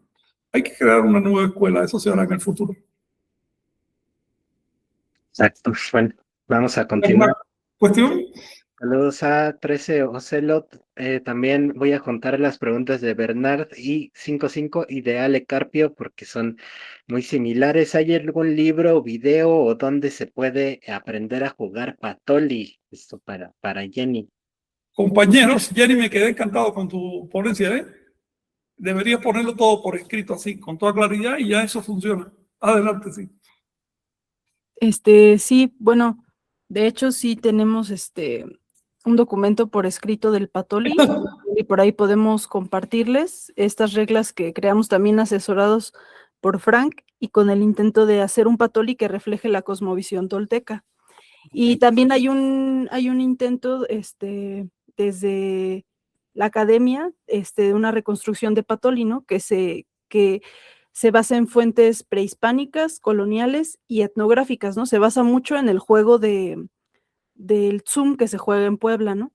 Pero bueno, esta reconstrucción hay videos en internet, pero bueno, nosotros también, con Moy y Omey, queremos hacer un video de esta reconstrucción tolteca del Patoli, entonces pues próximamente se las estaremos compartiendo por ahí.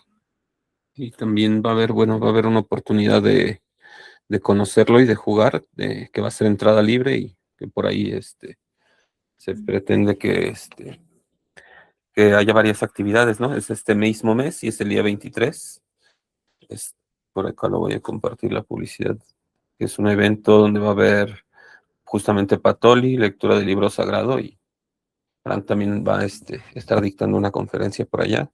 Entonces va a ser en Casa Dara, que me parece que es en Coyoacán Centro, Casa Darana. Por ahí igual publicaremos el anuncio, ¿no? Va a ser entrada libre y pues por ahí vamos a estar jugando el Patoli para quienes quieran conocerlo antes de que salga este video o este folleto. Muy bien. Y también, perdón, Sí. y también la invitación a recrearlo, también que ustedes lo puedan recrear, pues a partir de las fuentes, ¿no? Y de la investigación que ustedes lleven, ¿no? Que vean las formas en que se puede practicar y cómo se puede reflejar la cosmovisión en este juego. Gracias. Así es. Y bueno, también saludos a Neutrón Cabo. Un aplauso y un abrazo a todos por persistir la difusión en redes. A Iskele Arce Arata, muchas gracias por este valioso compartir. Rosa María Gutiérrez, toltequidad es una forma de vida fundamentada en la práctica y la experiencia.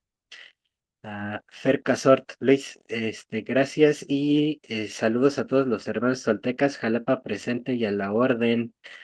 Tonantzin Alvarado, saludos, maestros, gracias por compartir su sabiduría. Tepsarcan también manda saludos y gracias. Igual Rosa María Gutiérrez, felicidades equipo por su trabajo y sus logros. A Héctor González, maravillado y agradecido por tanta importante información. CDC 8, Frank, ¿podrías darme la fuente del discurso del sumo sacerdote de Quetzalcóatl? Sí, eso se conserva en una obra escrita por un cronista tlaxcalteca de origen náhuatl, que se llama Historia de Tlaxcala. Este señor tiene solo nombre, bueno, se conoce su nombre, el nombre que le dieron los cristianos. Te lo voy a buscar aquí con calma. ¿Cómo se llama este señor? Ahora Muñoz te voy a Camargo. Camargo, Muñoz Camargo. A pesar de su nombre, de pronto parece que es un español. No, no era español, era un tipo, parece que era de la nobleza local, tlaxcalteca, no prehispánica, sino poshispánica. Tú sabes que enseguida los españoles repartieron títulos y cosas. Y hizo una obra desde una óptica bien cristiana, porque él era católico, pero tenía mucho dato.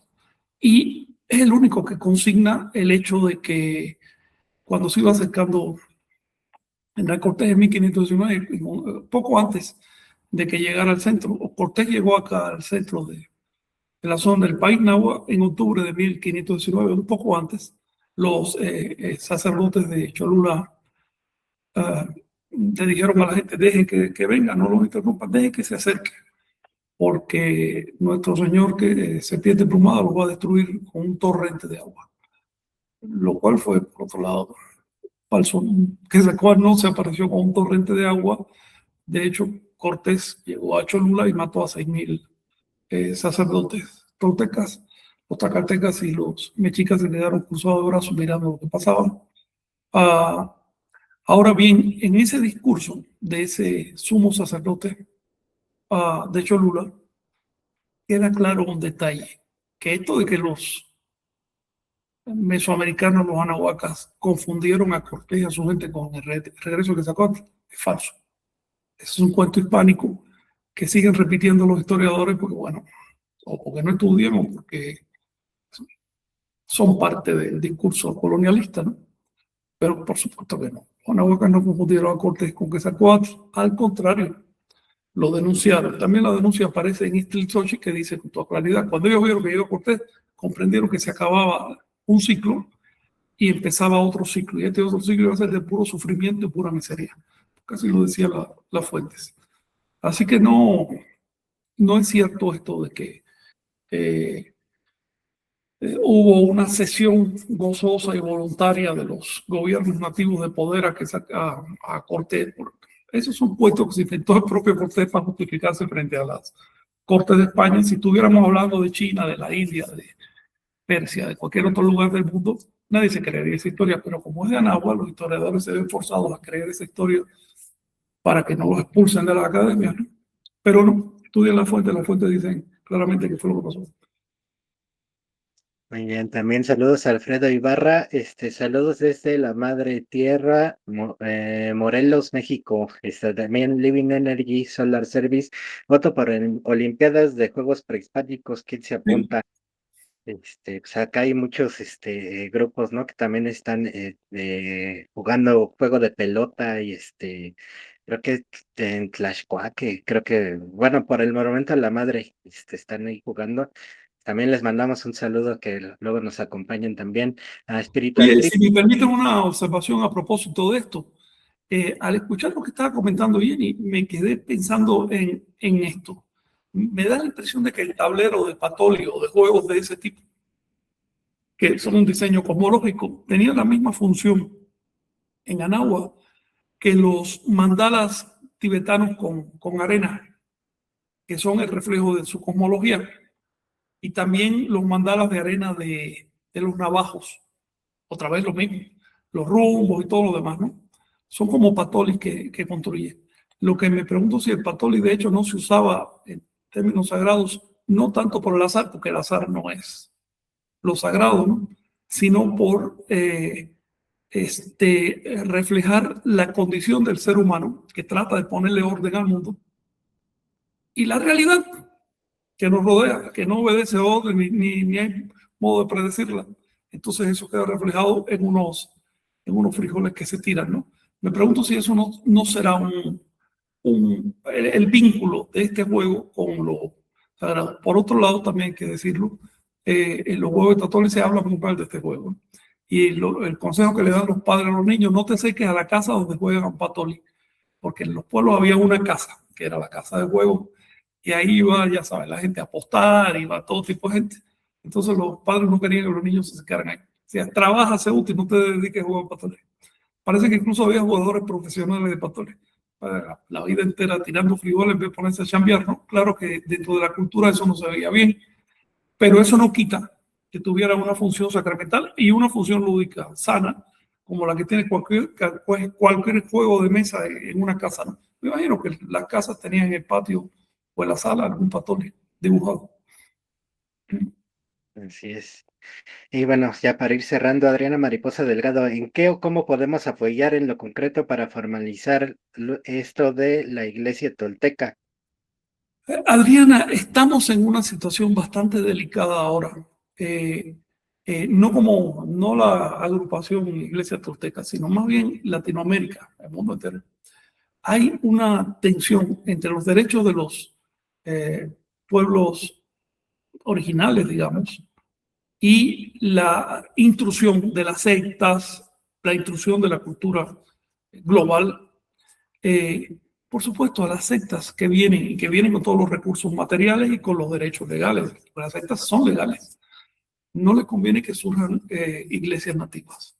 Por otro lado, los gobiernos de Latinoamérica, en todas partes, lo sabemos, llegan al poder con dinero de esas sectas. Por lo tanto, tienen que facilitarle las cosas a las sectas e impedirle las cosas a sus enemigos. Este fenómeno pasó en Brasil, donde prácticamente está desapareciendo ya la cultura afro, que era tan importante allá, las religiones afro, porque pues, llegó un gobierno, no quiero ni mencionar el nombre de ese señor, con apoyo de una secta llamada Pare de Sufrir. Entonces, movió las leyes para que todo fuera evangélico. Bueno, y también, de hecho, después vino un gobierno de derecha y lo primero que hizo usar esas leyes modificadas para meter un ministerio de evangelización del Amazonas. En otras palabras, la causa de la ideología y de la cosmovisión de los pueblos nativos está en problemas. Lo que acaba de comunicarle Segó a los mayas es que el libro sagrado de ellos, que es Chilambalam, no basta como libro sagrado, porque el libro sagrado es la Biblia. Chilambalam es acaso un librito cultural, una cosa así. Es lo que le dice Segó por escrito a los mayas. Es una vergüenza que se hagan cosas así. En su momento se publicará todo esto. Pero por otro lado hay que entenderlo. Finalmente se trata de política criolla. No podemos entender, no podemos pedirle que entiendan de las culturas patrias, ¿no? De las culturas originales. Y bueno, ya para ir cerrando, bueno, saludos a la comunidad 10 Mono, que varios están por aquí, con el maestro Miguel, por ejemplo, Go XX2V desde California, sur de California, también a Heriberto Tobar, igual de la comunidad 10 Mono, Gaby Cano, también anda por aquí, y para ir cerrando, también a Tere Connie, saludos maestro Frank. Pareciera una tarea para dividir y eliminar la cosmovisión. También saludos a Xochitl, un gusto, Xochitl 19, un gusto poder encontrar, preciso, veía un video hace rato de la IT. También a CDC8 otra vez, gracias por su respuesta de los agüeros. La pregunta la realizaba porque han estado saliendo algunos creadores de contenido que hablan de los agüeros, pero quieren exponer como si fueran verdades. También a Huixtlitlacatl, hola amigos, en el libro Anales de los Cachiqueles se registran una serie de sucesos que ocurrieron un tiempo, pocos años antes de la llegada de Tonatiuh al actual Guatemala, un incendio en la capital Cachiquel, una plaga de langostas y una plaga de palomas. Hay que destacar que no mencionan los eventos como presagios, sino como eventos memorables. Y bueno, Claro. Antonio Guadarrama, nos comenta, un augurio es una señal natural que se puede anclar a un ciclo social. Bueno, lo natural en sí no es el augurio es la interpretación que hacemos, Antonio, de eso. Constantemente hay alrededor nuestros fenómenos. Algunos los interpretamos como señales, otros ni los vemos. Pero después que pasan las cosas, solemos hacer una selección de los eventos para tratar de darle un orden. Esto es lo que Mónica hablaba, pensamiento mágico clásico. Es decir, si ocurrió una erupción y de pronto pasa un pájaro y esto, entonces van a llegar los españoles. Esa es la receta para perder una civilización. Muy bien, y bueno, pues con eso cerramos la transmisión especial de este día. Y pues ya si quieres comentar algo, Miguel, ya para cerrar. Sí, lo sagrado va a regresar como una iglesia tolteca unificada, dándole función al conocimiento corroborado. Hasta pronto. Gracias. Perfecto. Pues gracias por estar aquí. Pues ahí nos encontramos el sabatino y el viernes también. Recuerden el umbral de Omeyocan también en este mismo canal. Y pues gracias por estar y por habernos acompañado a todos los que estuvieron por acá. Gracias. Un abrazo a todos. Saludos. Nos vemos. Abrazos. Hasta luego. Saludos, Hasta luego. Bendiciones. muchas gracias. Saludos, Gracias. gracias.